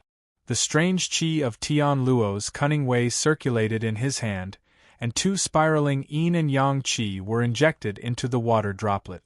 The water droplets immediately condensed into needles, and he threw them out. Yin and yang intersected silently, but their speed was 3 times faster than when they came. Chapter 533. That old man was also a veteran of the martial arts world.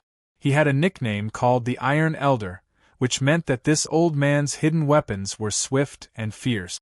When a pair of iron beads were thrown out, they were like rolling beads in a flowing cloud, making it impossible for people to defend against them. He used tea as rolling beads to show off his skills in front of Wu Sangui. Secondly, his hidden weapons skills were extraordinary. If he used the tea beads to hit Zhou Chun's eyes, he would be blinded. It was definitely not because he was soft-hearted and wanted to punish Zhou Chun a little. Zhou Chun was annoyed by the old man's ruthlessness. This time, he used 80% of his power to turn a soft and light water bead into a soft gold ball that carried a great force. When the old man caught the bead, the water bead exploded and shattered the old man's iron hands that were as tough as steel. The level of his martial arts and the ingenuity of his strength could be said to be earth-shattering. He had already entered the peak of the martial arts world. For a moment, no one in the hall dared to make a sound. The rest of the martial arts world and Jianghu heroes were all shocked. Elder Tai dared to steal the limelight. His martial arts skills were the highest among the group, but he couldn't even last one round and was defeated. The rest of the people didn't dare to sit still and let Elder Tai wail on the ground. These people were fine, but Zhou Chun's move had angered another person who wasn't a martial artist. The silver-robed Taoist cultivator's face was gloomy, as if he thought Zhou Chun didn't give him face. He suddenly sneered and said, "What a Jianghu's bridge! You're just a child's play in front of me. What an arrogant person!" He took a sip of the hot tea and spat it out. The tea turned into rain and drizzled down, smearing onto Old Iron's palms. The tea seeped into the meridians of Old Iron's palms and dissolved the clotted blood in his neck. His palms turned as white as jade. Everyone here had keen eyesight. They could see that the blood clots on Elder Na Tai's palms had disappeared. His muscles and bones had been refined by the elixir. Not only were his injuries healed, but his martial arts skills would also be restored.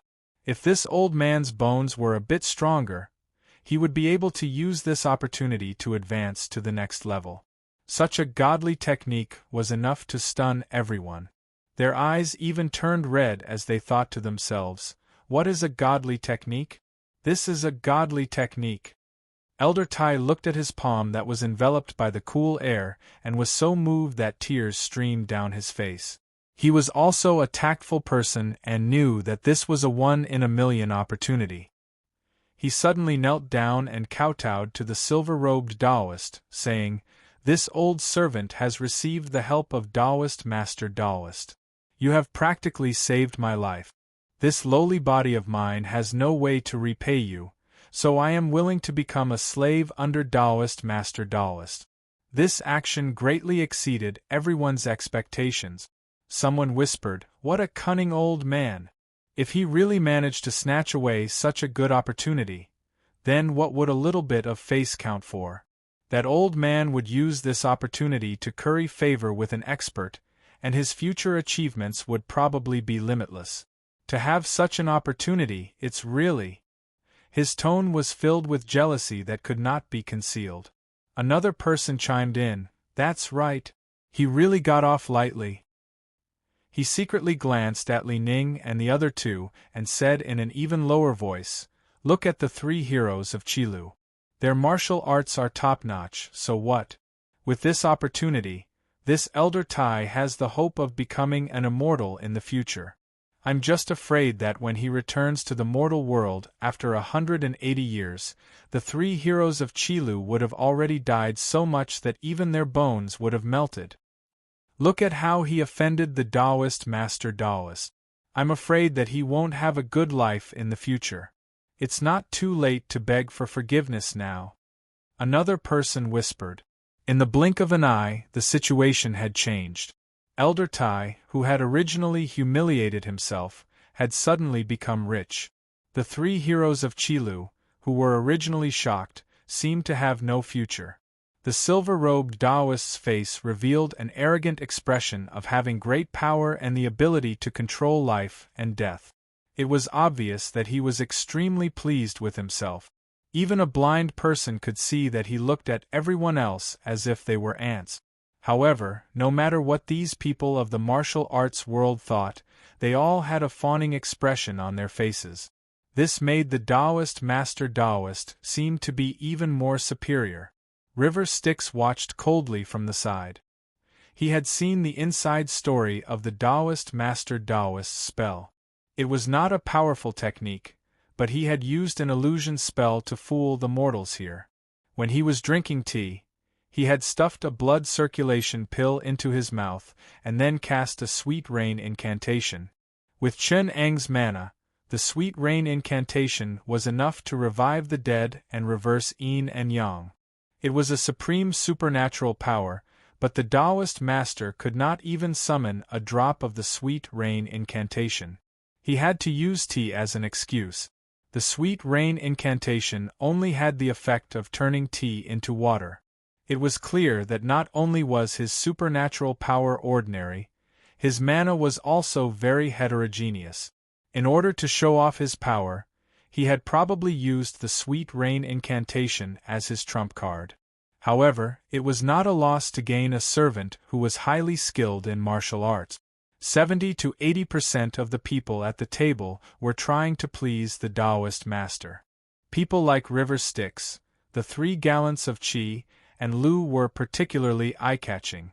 The silver-robed Taoist Master Taoist was very displeased. He took out a scroll and shouted at the 3 gallants of Qi, Lu and Lu coldly, "I cannot tolerate juniors like you who do not know the severity of the situation and act so viciously. I have a picture of all beings and phenomena. I will use it to test you. If you know how to repent and come to your senses, it will be fine. If you continue to be stubborn, don't blame me for enforcing justice on behalf of heaven and crippling your martial arts." Zhou Chun and the other 2 were Chen Eng's disciples. What kind of tricks had they not seen? When they killed Mao Tai and Long Fei, Little and Chen Eng's tricks were more than 1,000 times better than this Taoist master's. Even the sweet rain incantation pill that Chen Ong gave them and Little gave them later on could kill this Taoist master in 2 rounds.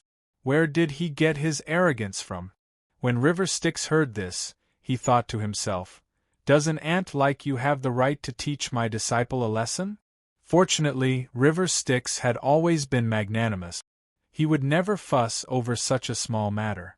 Those who offended River Styx had always died in the blink of an eye, and he had never purposely sought revenge. It was just that they were unlucky and got into a bloody disaster. Such was the fate of the world, and there was nothing they could do about it. The silver-robed Taoist master unfurled the picture of all beings and phenomena. River Styx laughed when he saw it. He thought to himself, "What an arrogant tone. I thought it was an incredible talisman that could control the reincarnation of all living beings and transform the mortal world. So it's just the along the river during the Qingming festival painting with some rough illusions. My 9 heavens and 10 earths forms and formless celestial demon painting doesn't even dare to call itself the picture of all beings of the heavenly demon, picture of all beings of the hell, or picture of all beings of the heavenly palace. I'm afraid even a martial artist with a bit of determination wouldn't be able to bewitch him with just a little bit of illusions. What a yawn from a toad." Chapter 534. Only then did they understand that the painting had been smeared with knockout powder. As the Taoist priest lightly flicked the powder in his fingernail, the knockout powder would be released. This kind of despicable method was really a disgrace to cultivators. Looking at his expression again, it was obvious that he was extremely pleased. Although the fellow Taoist priest who was familiar with him disdained to talk to mortals, he also revealed a gratified expression. The silver-robed Taoist seemed to have thought of something. He turned the painting and tilted it towards River Styx. River Styx felt a weak wave of a spell coming towards him. This illusion spell could not even touch his hair. Using his mana, he analyzed it and found out that it was an illusion of countless beautiful women taking off their clothes. It seemed like the Taoist wanted him to take revenge. River Styx did not know how brave this person was. There was a saying that there would never be a good banquet. How dare he hold a banquet in front of Chen Ong? The Mermaid King's guests were all dead and he was chased off the throne. Elder Bai Yan's entire family was bathed in the celestial light and was sent to become immortals by River Styx. Unfortunately, the 5 lascivists met River Styx's clone. The heretical cultivators who attended the banquet were thrown into the celestial demon painting to suffer. Putting aside how unwise the father and son of the Wu family were to provoke such a calamity, the silver-robed Taoist priest was also a first-rate hero. He actually dared to challenge the old demon Styx River, who had killed countless people and was known for his demonic prowess, to make him take off his clothes and fight. Just this point alone was enough to prove that the calamity was upon him and he could not be saved. The 3 elites of Qilu had also consumed Qin Eng's spiritual pills. Their wisdom and mana were many times stronger than the silver-robed Taoist. Not to mention this knockout powder, even if it was the demon sect's knockout powder or normal heretical illusions, as long as it was not the heart demon technique, the 3 of them would not be afraid of the mystic orthodox sect. As for River Styx, he was the ancestor of this technique. He was in charge of the sky demon technique and was the leader of the mystic orthodox sect, which was even more powerful than the Red Body sect and Shura Palace. Only someone who had the guts to cast an illusion on him would be tired of living. As a result, most of the guests in the hall were in a daze and only snapped out of it after a while. While they were sighing at the boundless power of the immortals and their remarkable abilities, the 4 of them were calm and collected as they looked at the silver-robed Taoist with a smile. He could only force out his magic power. Even though he was sweating profusely, it was useless. Boundless supernatural power and remarkable abilities were quite suitable to be used on Qin Ong of the Underworld River. However, this third-rate heretical person was actually able to use it. He was really blind, a foolish and laughable person. At this time, some people had already sensed that something was wrong. They looked at the Taoist priest in their hearts, who was sweating profusely and panicking, while the 4 people on the other side were all calm and relaxed. How could they not understand that something had gone wrong with the Taoist priest's magic? After a short while, the silver-robed Taoist saw that he still couldn't deal with it. He couldn't help but fly into a rage out of humiliation and shouted, "Demon! How dare you fool your grandfather?" He patted the sword pouch on his waist, and a sharp sword gleam flew out. This sword gleam was different from the flying sword gleam of a sword celestial like Qin Ong. It was a divine weapon from the mortal world that was polished and reflected a cold gleam. In other words, the sword that was shot out from the Taoist's waist was a bag of treasured swords. Such a swordsmanship could not even be considered as third-rate Taoist swordsmanship. It could only be said to be controlling objects and using telekinesis to control a treasured sword. It was not like flying swords that were purified and spiritualized. How could this kind of method of using flying swords as hidden weapons threaten Zhou Chun? Moreover, the silver-robed Taoist intentionally used his swordsmanship to make it look more powerful in order to win back the people's hearts. Zhou Chun was someone who had faced Longfei's 9-9 spirit sword before. When he saw these 2 different sword gleams, he couldn't help but sneer. The hidden weapons in his hands shot out like a string of thunderbolts. The thunderbolts were made of firefly magnetic stones, and they quickly attached to the flying sword. He then took out a magnetic mirror with the opposite of yin and yang to shine it on the flying swords. The flying swords were forced by the magnetic force and couldn't even get close. 2 of the stone beads that didn't have magnetic force struck the silver-robed Taoist's body with a strong wind, breaking his elbows. This time, it was the silver-robed Taoist's turn to roll on the ground and wail in pain. He was even more miserable than Elder Na Tai. Everyone was shocked and only regained their senses after a few breaths. At this moment, someone said, "Where's Elder Na Tai?" Elder Na Tai ran away. It turned out that at some point, Elder Na Tai saw that something was wrong and sneaked away while no one was paying attention. The silver-robed Taoist was embarrassed and angry. In addition to the pain in his arms, he couldn't take out any medicinal pills. He was so angry that he fainted. Another Taoist at the side saw this and panicked. He shouted, "Junior brother!" He went up to feed him spiritual pills and set his bones back in place. Then, he looked at River Styx and the others and shouted, "How dare you hurt my junior brother? No one in the 9 heavens and 10 earths can save you. Die for me." The flying sword on his back came out of its scabbard. This time it was a real sword gleam. Even though it was mixed and dim, it was not ordinary. It was obvious that his magic power was far stronger than his junior brother's. His junior brother came back to his senses and endured the pain. He said fiercely, "Senior brother, don't leave their bodies intact. The 3 elites of Qilu and Lu, right? When I find your family, I'll make them suffer 100 times more. Your children will wait for me to break their limbs and make them beg for death." At this time, even someone as calm as Li Ning could not help but be furious. He had a daughter who was only 2 or 3 years old. She was Amaze Longbrow Jinren's former mistress, the reincarnation of the 9 heavens demoness Chen Ziqin. She was also River Styx and Chen Ang's disciple's grand disciple, and the future leader of Amaze's 3 heroes and 2 clouds.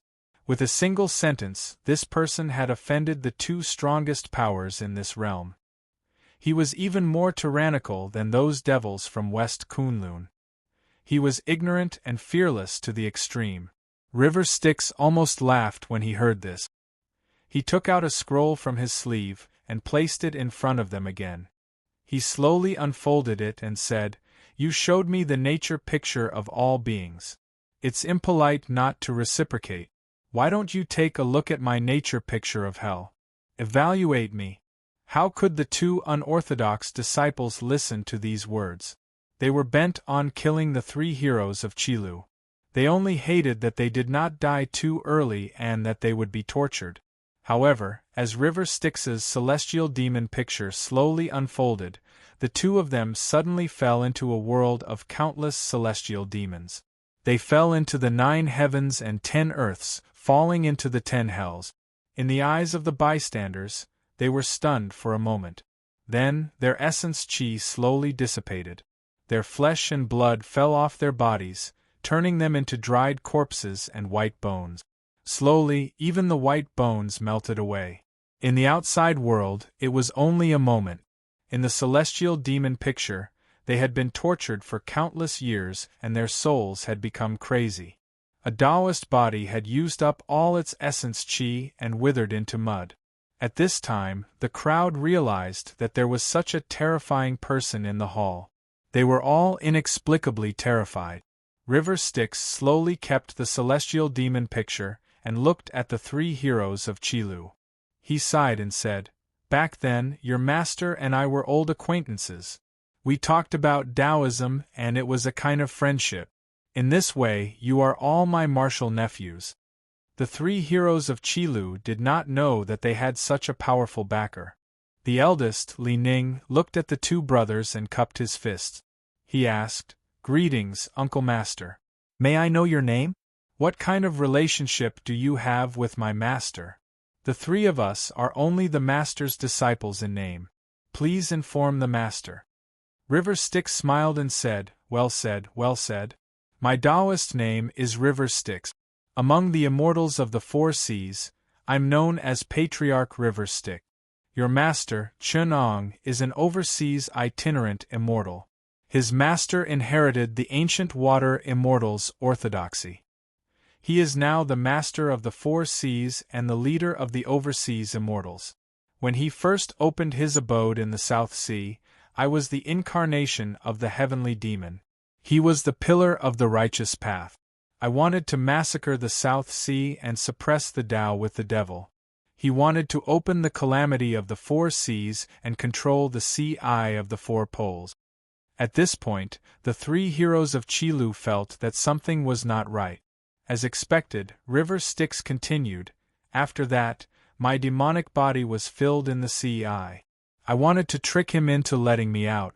In the end, he sealed my demonic body and chased me for 3 months. I had to run hundreds of thousands of miles from the South Sea to the East Sea before I managed to escape.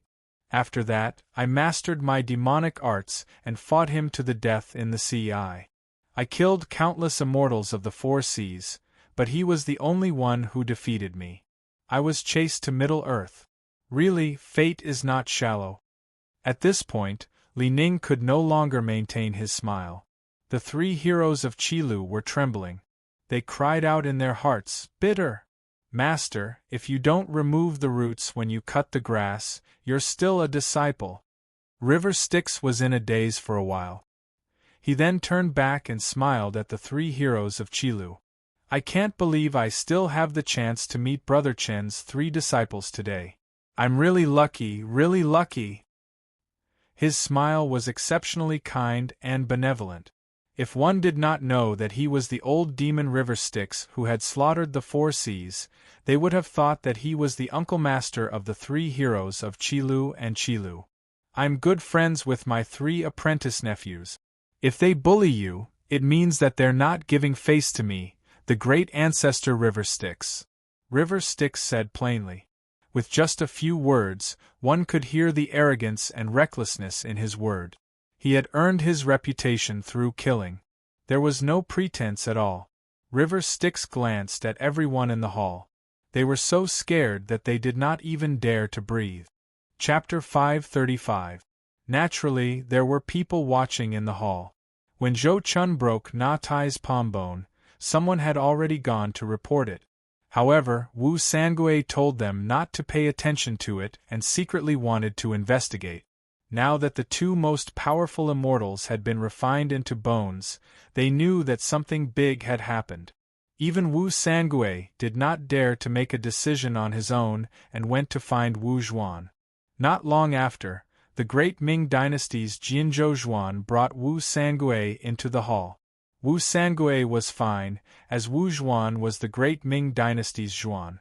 Although these martial artists seemed to be of virtue and prestige, looking down on nobles and officials, when faced with the great Ming dynasty's Zhuan who controlled tens of thousands of soldiers and horses, these lowly Jianghu people had to be humble.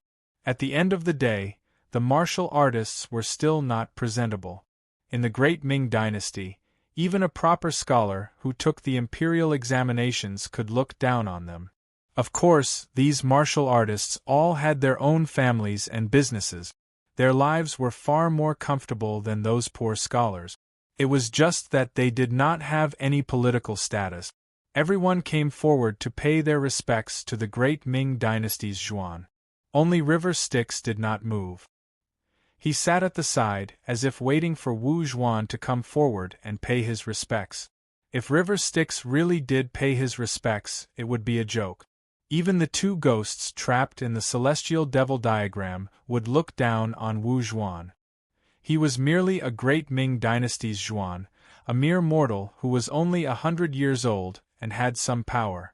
Even the most modest of cultivators would have the bearing of despising the nobles and the arrogant marquis in their bones. Even those in the world, who didn't know much about alchemy and fire, only respected him on the surface. There was no need to talk about how much they looked down on him. They tricked the emperors of the world into concocting pills and medicines. Not to mention that they took the opportunity to collect heavenly minerals and earthly treasures. They most likely refined some lead-mercury medicine to poison those emperors to death. It was hard to say how much of it was intentional. The Qin emperor, Han Wu, had been tricked by Su Fu into giving him 500 young boys and girls and countless treasures. The other had even tricked his own daughter. It could be said that he had been tricked by Li Shaojun, and Luan de Emperor Taizong of Tang died after taking alchemy, and Emperor Taizu of Song conferred Miao Sun the title of Minister of Honor. These were only unorthodox methods of drawing pills and taking medicine, yet they were able to fool the emperor like this. It could be seen just how valuable imperial power was to cultivators, not to mention the countless kingdoms outside of Middle-earth. The Great Wilderness and the Four Extremities Wilderness were the lands of cultivators. The land of Xiankong Island's ancestor Xiankong in the Northern Sea was even more vast than Middle-earth. There were countless hermit cultivators in the Great Eastern Wilderness. Each of them had their own territories. The old devil in West Kunlun was like the emperor of the land there.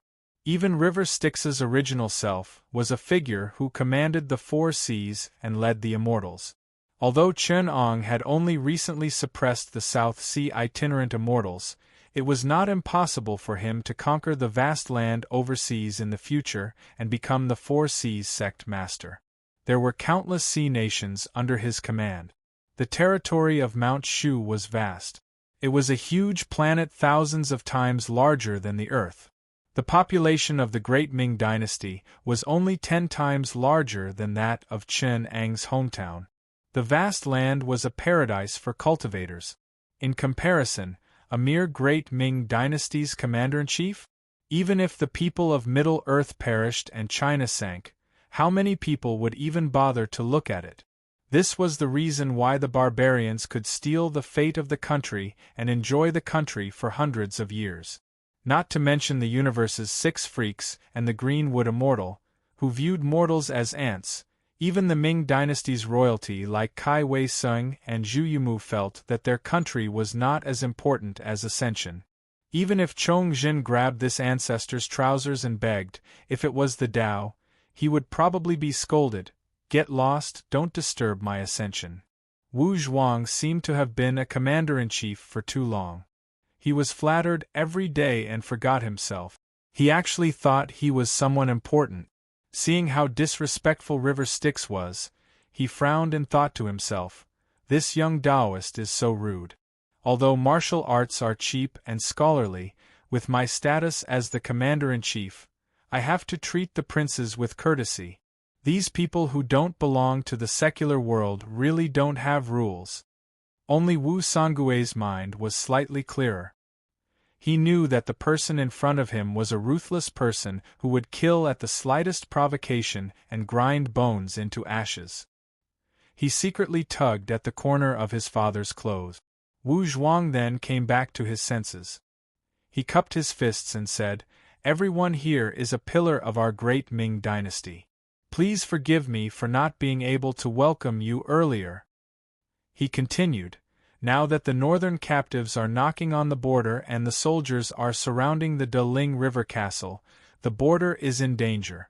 Although General Zhu Dasho is in charge of the Deling River Castle, it is not appropriate to capture 1 million people from the north. I hope that everyone will help the Great Ming Dynasty for the sake of the people of Middle-earth. I will not be stingy with my rewards. I will report this to the imperial court and reward you according to your contributions. Everyone, conferring the title of wife and son is the aspiration of a husband." Hearing that conferring the title of wife and son was conferred, River Styx and Li Ning did not have much reaction. However, the others were moved. Their eyes flashed. Although they did not show it on the surface, they were moved in their hearts.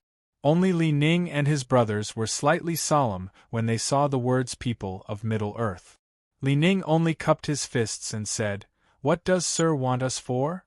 Wu Zhuang saw that success was imminent and did not care about Li Ning's rudeness.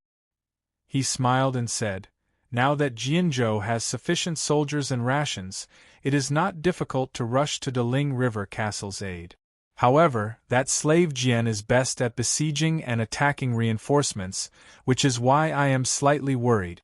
If there is a righteous man who can sneak into the Deling River Castle under heavy military encirclement and contact General Zhu Dasho for me, and the two of us can cooperate and make slave Jian return without success." When the people heard this, they did not care about Wu Zhuang's high position and were in an uproar. Someone secretly said, "Isn't this suicide?" Hearing this, the others all nodded. Under heavy military encirclement, how could it be easy to communicate? Although their martial arts skill was not bad, there were also strong men in the Jiannu army, not to mention the traders of the Central Earth who used their martial art to become an official in the later Jin dynasty. Even if their martial arts skill was as good as that of a deity, they would not be able to withstand the encirclement and suppression of more than 1,000 elite soldiers. These people were people who cherished their lives. No matter how nice they said it before, they were now evading the responsibility. They came here to achieve meritorious deeds for glory, splendor, and wealth. If they lost their lives, what was the use of glory, splendor, and wealth? Wu Zhuang saw that they were all evading the responsibility and looked like they were in a difficult position. He could not help but feel angry. Of course, he was not willing to sacrifice his life for the country, but now that the others were not willing to sacrifice their life for the country to help him get promoted and make a fortune, he became angry instead. Of course, his skills were still a little shallow. If it was the officials of Middle East, they would definitely think of using this opportunity to obstruct the border army, suppress the officers and soldiers, and use culture to suppress martial arts. This would cause the border army to suffer heavy casualties, and he would find a good way to get promoted and make a fortune. As long as the country did not perish, he could report that the border army was in chaos and borrow the hands of slave Jian to eliminate it. Not only would he not be at fault, he would also have meritorious deeds. Chapter 536. River Styx smiled and raised his hand. "You flatter me, you flatter me." He pointed at Lin Ning and the rest and said, "These 3 martial nephews of mine are all skilled in both literature and martial arts. To them, a mere Daling River castle is as easy as walking on flat ground. I think the general is still underestimating them. These 3 martial nephews are so talented, how can they bear such a small burden?" Wu Zhuang heard River Styx say this and was shocked. He looked at the 3 elites of Qilu and thought that they were indeed extraordinary. However, when he heard what River Styx said next, he was puzzled. River Styx continued, "Once the military situation at the borders arises, the people will have to suffer. There is a saying, with great power comes great responsibility. As the people of the great Ming dynasty, they should share the burden of the country and have the heart to serve the country. How about this? I will make the decision for them and send an invitation to let the chief Huang Taiji know that they are going to scout the camp. I will tell them the time and place to enter Daling River Castle and let them enter the city under the eyes of everyone. This will definitely dampen the morale of the people of the Jian dynasty and let the chief know the power of the men of the great Ming dynasty." These words were spoken openly and righteously. Everyone in the hall could hear the sound of these words falling on the ground. They could not help but look at him and thought, "I wonder what kind of enmity this Taoist has with his 3 nephews? Why is he so eager to send them to their deaths?" Wu Zhuang also thought, "I have heard of the 3 elites of Qilu and Qilu. They are indeed quite famous. However, is this Taoist really their martial uncle? If that wasn't the case, why didn't the 3 of them refute him when he said such ruthless words? Could it be that they really have the intention to sacrifice their lives for the country?" For a moment, everyone in the hall was in a trance and there was dead silence. Only Li Ning and the other 2 could not voice their bitterness. They had not done this willingly. It was clear that they had been forced by this martial uncle. Their master had chased this person for hundreds of thousands of miles across the South Sea. Now they were getting their comeuppance. Originally, Li Ning had been thinking of other ways, but just now, his master's soft voice rang in his ears. He said, "Lin Ning, I am still in the South Sea. I am using heaven's perception to send you a message. Although Taoist River Styx has a grudge against me, he has always been ambitious and has extraordinary spirit. He will not make things difficult for you juniors. No matter what he said, he would agree to it. I think he most likely wants to take you as his disciples and tempt you to betray the sect and embarrass me. I have no time to spare right now, so I'll take it as a test for all of you. If all of you remain unmoved and would rather die than submit, I'll officially take you in as my disciples in the future. If you really betray the sect, you should know that although the old demon Nether River is fierce, I've chased him for hundreds of thousands of miles. After I come out of seclusion, I'll definitely clean up the sect." In the South Sea immortal abode, Chen Ong retracted his divine sense and looked in the direction of the north. He nodded with a smile. Wu Zhuang didn't even have time to consider when he saw Mingi waving his hand and saying boldly, "You don't have to think about it anymore. I will make the decision for you." Then he released a bright light.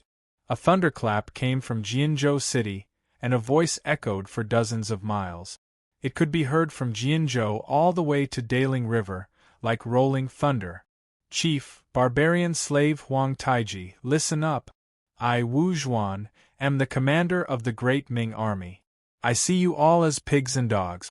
In the past, your father served Li Chungliang like a slave and drank his excrement like it was sweet dew. I am not talented, so I will follow the example of my ancestors and enslave you like pigs and dogs. I will kill a mere barbarian slave like slaughtering chickens and duck. Listen up. Tomorrow at noon, I will send 3 experts, Lin Ning, Yang De, and Zhou Chun, to Daling River Castle to contact General Zhu Dasho. What can you do to me? Ha ha ha ha." A wild laugh ended. Wu Zhuan and his son recognized that it was their own voice. These words were like a bolt of lightning that pierced through their bodies, causing them to freeze on the spot. They could almost see Huang Taiji's rage and madness when he heard these words. This was such a great humiliation. If he couldn't put the heads of the father and son on the table, then he, Huang Taiji, would no longer be the chief of the Jurchen people. No one would be willing to submit to him. Lin Ning, Zhou Chun, and Yang De were not any better. Lin Ning laughed bitterly in his heart. "Master, is this what you meant by having an extraordinary spirit and an expert who will not bother with us juniors? Was I under an illusion?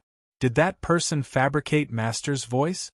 However, there was no turning back now. From what they heard of River Styx, they knew that he was many times more terrifying than Slave Jian's army. There was still a way out if they went to Daling River, but if they did not listen to him, they would definitely die. River Styx patted their shoulders and said with a smile, "When heaven is about to bestow a great responsibility on a man, he must first torture his will and work his muscles and bones. I see that you all have potential, which is why I did not hesitate to accept this karma and train you well. Of course, this path is not to send you to your death." He still wanted to say something, but he was interrupted by Wu Zhuan. "Taoist, do you know the majesty of the imperial law? You are just an outsider, and yet you dare to pass down my order without permission. The Great Light Empire's law will not tolerate you." River Styx said plainly, "General Wu, please wake up, or else I will have to change a general. Nowadays, many people outside the world fear karma, only River Styx is not. If this Great Light Empire's law is wrong, then I will change another one. I do not care whether it is the Great Light Empire's law, the Great Tang's law, or the Great Song's law." As he said this, he raised his palm horizontally, and endless devil thoughts entered it. It transformed into a world, and the father and son of the Wu clan were thrown into it, possessing a person formed by a strand of thoughts. It was an ancient continent of barons, where martial arts were respected, and there were trillions of people. Martial artists could break through the void, shatter the heavens, and ascend to the martial world. The martial world ruled over billions of continents, and even an insect could destroy the world. The Devil's evolution of this world used many settings that Chen Ong had seen before. After the father and son of the Wu clan went through hundreds of years of life and death, he casually smashed this world and absorbed it into another world of Confucianism. After going through several lifetimes like this, he finally exhausted the inner devil thoughts and released the 2 of them. After this encounter, the father and son of the Wu clan had almost forgotten all of their memories in the Great Ming dynasty. It was only when Chen Ong casually pointed at them that they remembered. The memories of the illusory world in their minds were slightly blurred due to the passage of time. However, the terrifying image of River Styx destroying the world and reshaping the world in the blink of an eye was deeply imprinted in their minds. After scaring the 2 of them with the power of sky magic, River Styx did not care if their values were firm or if their souls were firm. He continued to speak to his 3 disciples. I have 3 items to give to you, so that you can survive this calamity. Chapter 537. River Styx turned another spell into white light and sent it into their minds. He said, "This is the great killing technique of the Blood Sea River Styx's Azura demon path. Originally, there were 1,296,000,000 ways to kill. I've extracted 1,008 of them, including poison, curse, grudge, massacre, army, and so on. They are all spells that you can use. This is the essence of the Blood Sea Azura when he massacred the worlds. He killed all living beings in the worlds, studied their weaknesses, and slaughtered them. This is the essence accumulated over billions of years. As long as you can comprehend a fraction of it, even a strand of hair can be used to kill. It's just 10,000 elite soldiers. I'm afraid it's not enough for you to kill." He sighed and pretended to be concerned. "Some of them are especially cruel. You can't use the bloodbath methods. It's too cruel, too bloody. It's cruel, it's cruel." Hearing the words of a demon like Mingi, although they didn't know how much of it was true and how much was false, when Li Ning and the other 2 looked at each other, their eyes were somewhat cautious. How terrifying was the art of killing that even old demon Mingi was afraid of! Just thinking about it sent chills down their spines. In reality, River Styx had not developed the great killing technique to this level. He used the heavenly demon drawing to create all living beings. The evil thoughts in the endless distracting thoughts were turned into killing thoughts and evolved into sentient beings. Through killing each other, he had honed an endless number of killing techniques. Every one of them was cruel and extraordinary. They could be said to be the best killing techniques in the world. They included all kinds of tools like knives, spears, swords, halberds, embroidery needles, and all kinds of tactics. They included all kinds of schemes, military formations, and all kinds of spells like poison curses, ghosts, and witchcraft. It was more than enough to extract the 1,008 that Lin Ning and the others could use. No matter how highly Lin Ning regarded this terrifying technique that could turn evil into righteousness that River Styx had bestowed upon him, when he actually touched the records of the great art of killing, he was still shaken by the spirit of endless slaughter that was recorded in it. Looking at the general principles, it was definitely not the kind of evil path that Lin Ning had imagined, one that was cruel beyond measure and took pleasure in killing. Instead, it was an upright description of how the heavenly Tao operated on all things, ending with death. Killing was a myriad of methods. It recorded that all things in the world fought and killed, evolved into living creatures, and all of them were proficient in the art of killing. They fought for their lives, and those who didn't kill well would die. From small things like the survival of ants and the killing of other living beings, to medium things like the operation of a country and the ending of conflicts through killing, to large things like the life and death of the universe and the courage to kill all others. Regardless of whether it was an ignorant ant, a plant, a sentient being, the spirit of all living things, even if it was a cultivator seeking for the truth, an immortal with immortal life, they all had the Tao of killing. The spirit of this technique could not be described as insignificant. Even though Lin Ning and the other 2 had a negative impression of it at first, when they read it, they could not help but be deeply shocked by the picture of all living things in the world depicted by this technique. This technique was not empty talk about the great Tao. It sought to be real and reliable. The various methods of killing that were recorded perfectly matched the murderous instinct in one's heart. Without the stimulation of one's inner demons, one would feel intoxicated. Although River Styx saw that the few of them were resisting on the surface, he had already secretly accepted this technique. He even nodded and smiled. "That's right. In this world, don't tell me one only survives by being vegetarian and praying to Buddha?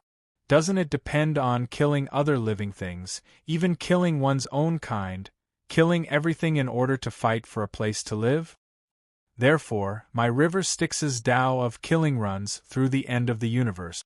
There will be a day when Taoism and Buddhism will end, and there will be a day when the rules of etiquette will be broken. Only the Tao of killing will end with the universe. Hearing his words, Li Ning and the others finally woke up with a start. Drenched in sweat, they struggled out of their killing instincts. They were so terrified that they didn't dare to look at this killing art anymore. Trembling, they said, "This is the true devil. If one learns this technique, one will definitely prioritize killing in everything he does in the future. All karma and endless restraints must be resolved by killing. If it is as it says, if one's thoughts are not clear, then all conflicts and entanglements in the world will be resolved by killing. Although it looks like evil has turned to the right path, in reality, it is silent, ruthless, and cruel. It is even scarier than those evil techniques. Killing can't solve all problems, but it can solve most problems." River Styx only smiled and did not say anything else. Initially, he had planned that if one of the three elites of Qilu could learn this Tao of killing, Chen Ong would become River Styx's disciple and become River Styx's disciple of the Tao of killing. However, it seemed like the three elites of Qilu were closer to Chen Ang's orthodoxy. They could not inherit this demonic Tao that was destined to ignore everything. Perhaps I can establish a sect based on this and call it the Sky Demon Sect of Killing. With this as the doctrine, I will select the most talented people and nurture them carefully. With this Tao of killing, River Styx's Tao of killing passed down to me. River Styx thought to himself. In the end, he pointed between the three elites of Qilu's brows and bestowed them with a demonic scripture. It was the entry method of his orthodoxy. After all, he and Chen Ong were originally one. Based on the idea that the deity's disciple was his disciple, he gave them the entry method test. River Styx smiled and said, "With such a method, wouldn't it be easy for you to break through the formation tomorrow?" Lin Ning and the other two smiled bitterly in their hearts. It was easy, but accepting the bestowment from these three sects was probably the same as betraying their sections. Their honored master was a person who hunted down River Styx. If they really accepted the bestowment, their honored master would punish them in the future. It would be worse than today. However, River Styx did not care too much. He had already broken through this trial. Tomorrow would be the day of Yang Da's death. The fate of the three of them was connected, and they would bear this trial together. They had also received a bit of fate from River Styx and bestowed the Tao of killing. If they died due to the trial, even if they were useless, Chen Ong would not feel the pinch. This was River Styx's way of doing things. If Chen Ong was here, it would be more appropriate. As he thought about this, River Styx looked to the south. In the South Sea beyond the endless void, there was a similar gaze that met his. Chen Ong was sitting beside the furnace in the celestial abode. Inside the furnace, a golden crow supported the furnace. The golden flames formed by the Nanmingli fire formed a lianhua. More than 10 items that were concealed by different colors floated in it. Among them were fans, mirrors, stones, bells, rings, gourds, pouches, and other oddly shaped objects. They were all top-notch treasures. They were connected with the aura of karma and were nourished in the furnace. When the two of them looked at each other, under the operation of the heavenly Tao, 4 treasures broke through the restriction and flew out of the furnace.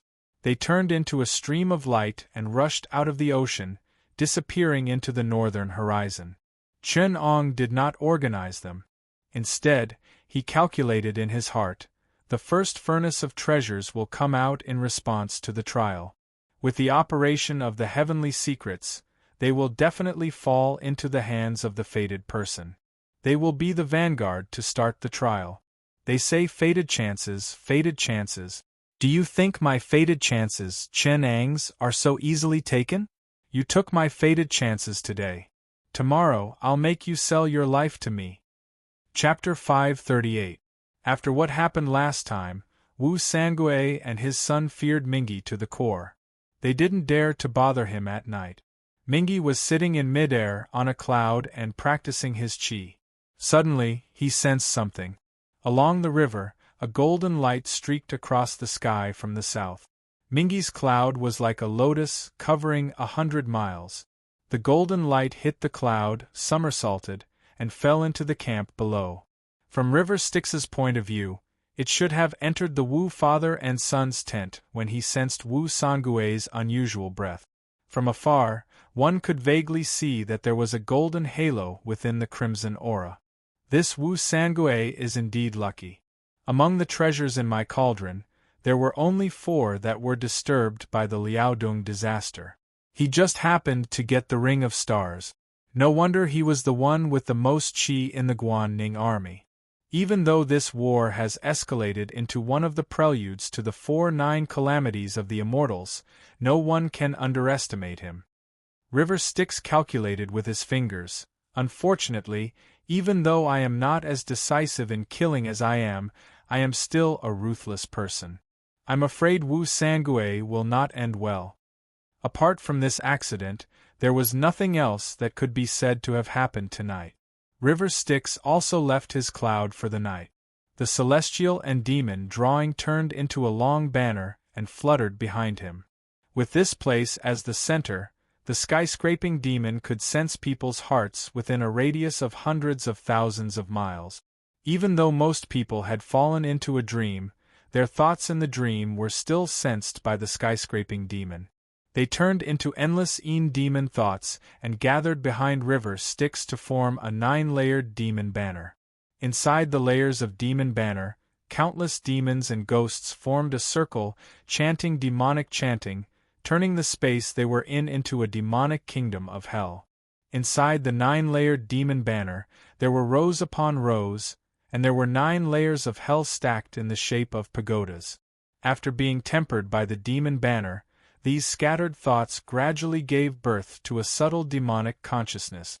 With intelligence and cunning, the endless chaotic and scattered demons turned into demons that truly had their own consciousness and were controlled by the Nether River. The demons of these countless people's distracting thoughts were tempered and accumulated by magic. They absorbed endless psyche power and wisdom. After being purified day and night by the celestial demon diagram, only 1 out of 1,000,000 demons would transform into the free-form heavenly demon and become the heavenly demon power of the Netherworld River. The Sky River magic power was formed by the 9 true talisman seeds after absorbing the essence of water. Even if it was just a rough embryo, it was still the highest level of magic power in the mystic door.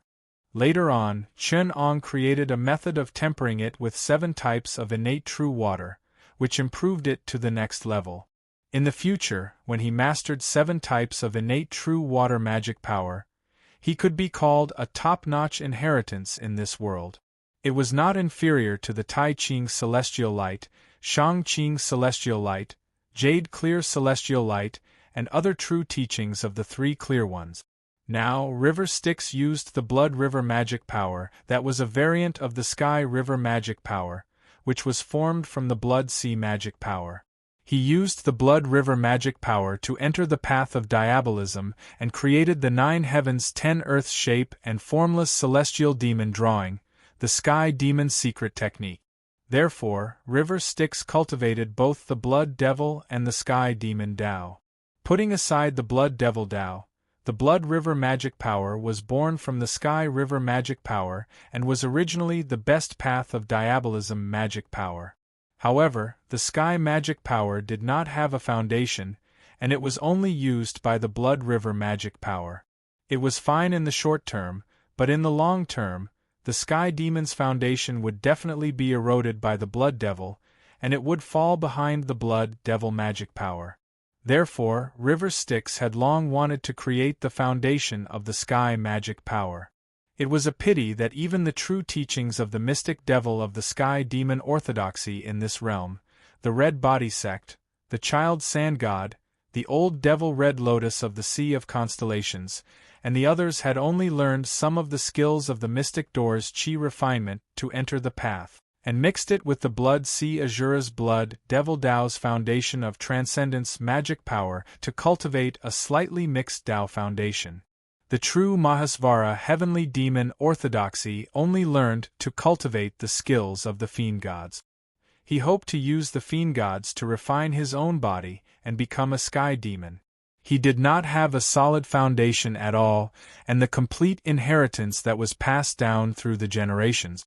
River Styx still needed to supplement the foundation of the Transcendence magic power. Fortunately, Chun-Ong was indeed the incarnation of a projection of an almighty being from another realm. With the true teachings of the fiend gods and fiend gods passed down by the mystic devil sect in this realm, he created a treasure of Tao like the diagram of gods and fiend god. Ever since he cultivated this diagram overseas, he studied the inheritance of the Buddhism sect, the archenemy of the heavenly demon tribe, and finally succeeded in cultivating the sky magic power. His Mahasvara heavenly demon path was far different from the mystic door's chi refinement and primordial spirit lineage. It was closer to the Buddhism sect's psyche power and consciousness. The Buddhism sect's transcendence magic power used the psyche as the foundation, and the consciousness as the basis. There were 9 senses: eyes, ears, nose, tongue, body, mind, and consciousness. His Mahasvara heavenly demon path was different from this realm, but compared to the mystic door's chi refinement, it was closer to the Buddhism sect's psyche power. Hence, the sky magic power was also a type of psyche power. The mystic door's transcendence magic power was a talisman true seed, and the sky demon path's transcendence magic power was a his Mahasvara heavenly demon. It was refined from the demonic thoughts of all living beings, and it had 9 senses. It was a psychic his Mahasvara heavenly demon. The diagram of gods and demons in the netherworld river gathered the distracting thoughts of all living beings and turned them into endless Een demons. Among the endless Een demons, one could sense them with magic and secretly refine them with demonic spells. Only then did they give birth to infinitely cunning and intelligent demons. Then, they were tempered by the diagram of gods and demons and used their own Taoist heart to sense them. Only then did they suddenly sense one of the millions of demons and turn it into his freedom incarnation heavenly demon and a magical power. The sky magic power was cultivated, and the first thought of his Mahasvara heavenly demon jumped out of the celestial demon diagram and became the heavenly demon primordial spirit. Next to the river of blood that was formed by blood sea primordial spirit, it turned into the shadow of a heavenly demon. Then, more and more of his Mahasvara heavenly demons jumped out of the celestial demon diagram and integrated into the heavenly demon primordial spirit. By the time the sun rose in the east, there were already 1,800 of them, and the heavenly demon primordial spirit seemed to have a physical form.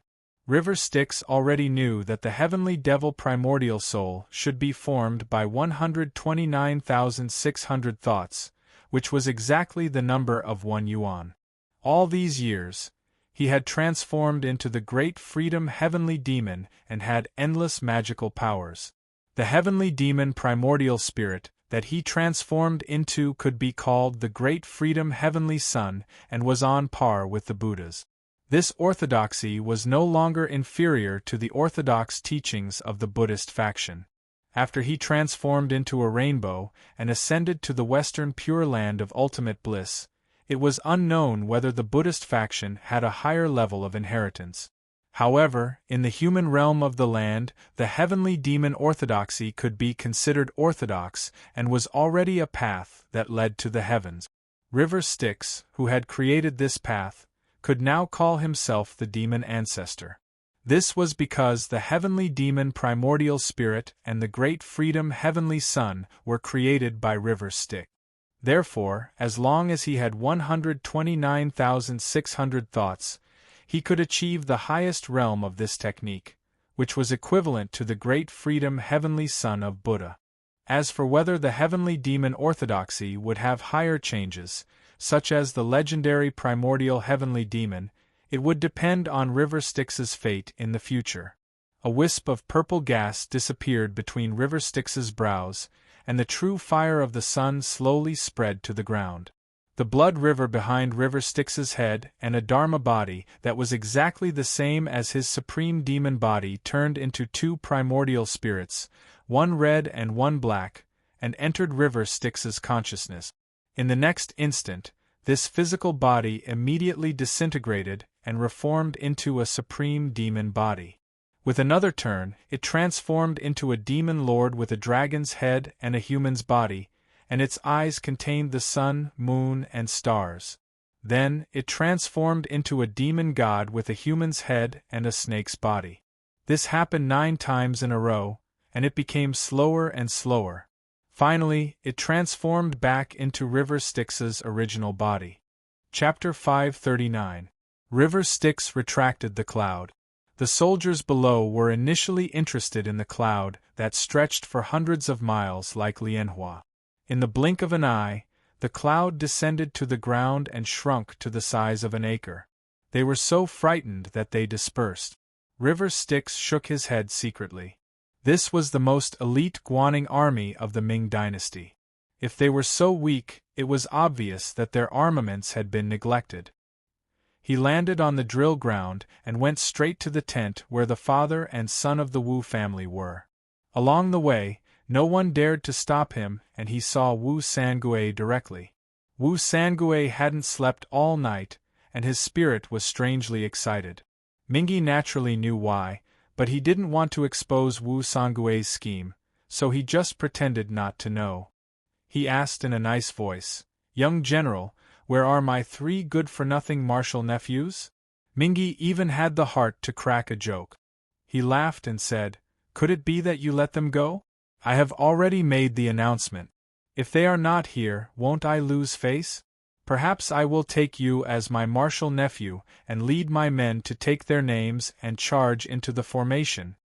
Wu Sangue did not take his words as a joke. He was frightened and thought, "Luckily, I kept an eye on the 3 heroes of Qilu. Otherwise, they would not want to die and would have secretly run away. Instead, they would have caused me trouble. They charged into the formation of the army alone and even notified me in advance. Is this something a human can do? How did the masters of those 3 people offend him, their martial uncle? Why did they harm them like this?" He hurriedly said, "Immortal, the 3 heroes of Qilu are still guests in the camp. I will send someone to invite them. Yesterday you challenged them in the name of my father.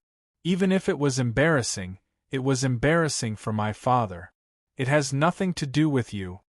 Now that River Styx had cultivated the Sky Demon's primordial spirit, his first magical power was the ability to sense people's minds. He could even sense the thoughts of a celestial being. Those below the level of an individual immortal would not be able to hide anything. Wu Sangue's thoughts were as clear as the palm of his hand. Wu Sangue called a bodyguard over, whispered a few words in his ear, and let him go out. Mingi saw clearly that this bodyguard was none other than a martial arts master who had sat on the table yesterday. Although he was conscious now, his thoughts were restrained by a circular restriction, leaving only the thoughts of loyalty to Wu Sangue. He scanned with his primordial spirit. As expected, those who refused yesterday were generals who were not the Wu father and son's trusted subordinates. They all had this ring in their consciousness. He nodded to himself and said, "As expected, Wu Sangue didn't stay idle last night. He tried out the supernatural power of the bewitching star ring. It's a pity that this person doesn't know much about cultivation and didn't do it covertly enough. He even dared to use it under my nose. But that's good. I don't have to waste time killing these people. I wanted them to die for the country today. Since Wu Sangue has a use for them, then forget it. Based on my calculations, they won't be able to survive long in Wu Sangue's hands. Soon it will be a great calamity for the Wu family's father and son. It was originally a disaster that would cause them to lose their positions, but now that I've helped him, it's like adding oil to the fire, turning it into a great calamity of life and death. I just don't know if it's the credit of my voice, or my own calculations." River Styx pinched his fingers to verify. Anyway, the angry Huang Taiji will not let Wu Zhuang go back alive. Wu Sangue. To be the main character of this disaster, it's better to die than to get rich and get promoted. It's not good for your luck to be suppressed by Wu Zhuang. Only when Wu Zhuang is dead will you have the chance to make a name for yourself. Don't thank me. If you want to thank someone, thank me, Chernong. After a while, the bodyguard brought Li Ning and the others over. River Styx's eyes were sharp. Not only did Li Ning not learn the 3 great skills that he had passed on to him yesterday, but he was even more proficient in the skills that Chen Ong had passed on to him. He even used the power of the devil path to make his martial arts even more refined. There was a faint murderous aura on Yang De, but it was because he had been influenced by River Styx's devil path. However, he still mainly used the skills that Chen Ong had learned as a reference. Only Zhou Chun did not have the murderous aura of the devil path. Instead, he had a bit of the Buddhist psyche power. River Styx's eyes narrowed. He sneered in his heart. Where did this bald Buddhist monk come from? How dare he try to bewitch my disciple? It must be the old bald Buddhist monk, Bai Mei, who predicted Li Ning's fate. He knew that his daughter would be the key to Amei's prosperity in the future, so he sent his disciples and grand-disciples to bewitch her. However, Li Ning is experienced and prudent. He knows how powerful it is, so he did not dare to learn these outer Dao skills. Thus, he used Zhou Chun to take a detour. You damn bald Buddhist monk, Bai Mei. Even Bai Gai did not dare to interfere, but you came out. Zhou Chun was bewitched by the outer Dao. His Taoist heart is still not clear enough. He still needs to be polished. River Styx had casually planted a demonic thought in Zhou Chun.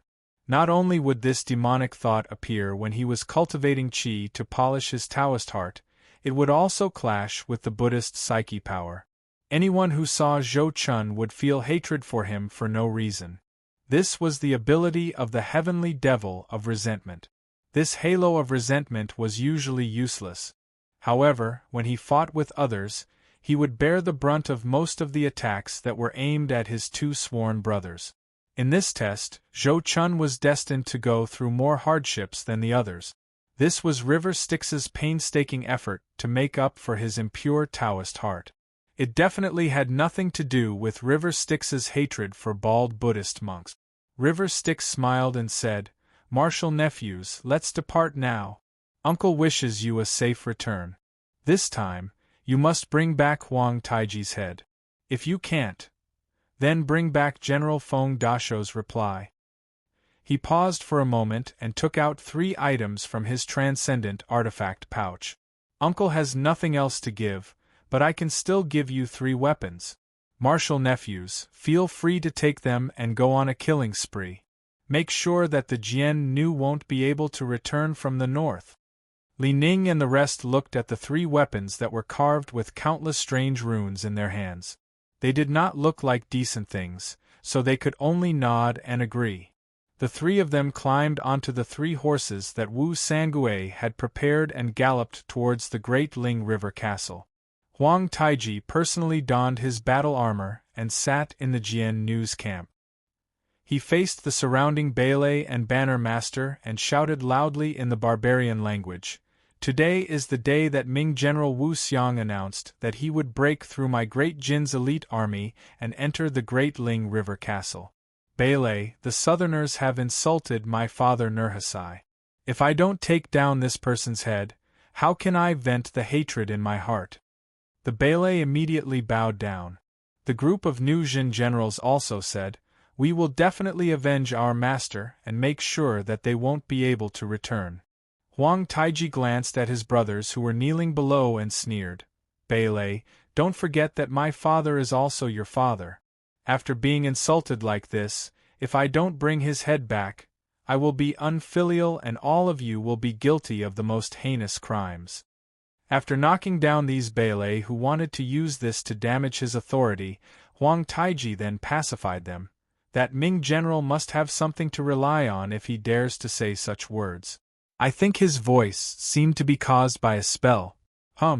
That lowly Han thinks that he can damage my great Jin's reputation with a little sorcery? Send a letter to Yu Tuo and Aji Go and kill them at all the strategic locations from Jianzhou to Great Ling River. Chapter 540. Li Ning and the other two urged their horses to gallop towards Deling River. All the way along the official road, they used their vital energy to protect the heart meridians of the fine horses they were sitting on to prevent them from dying from exhaustion. That Yu Tua and Ah Ji Gu received Huang Tai's order to use their elite troops to guard the pass between Deling River and Jianzhou, guarding the dangerous mountains and rivers. However, they were still lacking in manpower, and could only set up 3 layers of obstruction. Not long after, Li Ning saw a group of hundreds of Nuzan tribes in the distance. They used spurs to trap horses and horses to guard a mountain pass. When the people there saw the 3 of them, they became slightly restless. The words that River Styx said yesterday had already spread throughout the entire army of the Jian Nu. Now that the Jian Nu was in high spirits, the whole army held their breath and wanted to make sure the Ming army did not return. As one of Huang Taiji's most trusted generals, Yu Tua naturally hated the intruder to the bone. Every moment, he wished he could capture the intruder with his own hands so that he could ask Huang Taiji for a reward. He led these hundreds of elite troops to guard the first pass, with the intention of snatching this reward. Seeing that Li Ning and the other 2 did not get angry but laughed, he pointed with the knife in his left hand and said decisively, "Sons, it is time to make contributions for the Jin kingdom. These 3 people insulted our master. If you cut off their arms, you will be rewarded with 50 taels of silver and 5 slaves. If you kill one person, I will reward him with 100 taels of silver and 10 slaves. If you kill all 3 of them, I will promote you to Niu Lu Zhongjing. I will report to our master and I will not go back on my word." Such a generous reward was unprecedented since the founding of the later Jin kingdom. If it was not for Yu Tuo's consideration of Huang Taiji's humiliation and the fact that these 3 people were highly skilled in martial arts, it was impossible for all 3 of them to die at the same time. Immediately, the morale of the Jian Nu army was greatly boosted. With a roar, they all drew their bows and shot at Li Ning and the others. Yang De spun the long knife in his hand and infused his zhenqi into it. Immediately, he felt the zhenqi in his acupoints that was contaminated with demonic qi jump. The strange demonic runes on the knife seemed to have a life of their own and immediately merged with his zhenqi, transforming into a fierce killing zhenqi that was mixed with demonic qi. The knife light suddenly grew several feet and cut the arrows that were shooting at the 3 into powder. "Second brother, you must not fall for the old demon River Styx's trick. I felt that your zhenqi was not pure. Now that you use the weapon that the old demon gave you, I'm afraid he will harm you." Li Ning's expression changed and he advised. Yang De only smiled bitterly. "Big brother, honored master once told me that I will have a trial of death in the future. He said that if I survive, everything will be fine. If not, everything will be over. These days, I have been feeling that something is going to happen. These days, I have been disturbed and I feel that something is going to happen. These days, old demon enlighten me. How can I let my 2 brothers be implicated by me? Cultivating this demonic technique will only lead to death in the future." Yang De felt that his zhenqi had increased by another level. He had already opened more than 50 acupoints. Now, he had opened more than 200 acupoints, surpassing Li Ning. However, his body was empty and his blood essence was dried up. It was as if his life force was being sucked dry by this demonic technique. His zhenqi was still growing as if there was no bottleneck. Yang De could clearly feel his dried-up essence and endless potential. He smiled bitterly. "The zhenqi in my body is surging endlessly. The technique that the old demon taught me is just like the essence of the demonic knife that honored master taught me. Now my knife intent is faintly flourishing. What I have gained in one breath has surpassed the years of hard work that I have put in. Honored master taught me this knife to deal with this trial." He sighed. Honored master said that this knife is very powerful and has a deep demonic nature. He told me to use the person to control the knife, not the knife to control the person.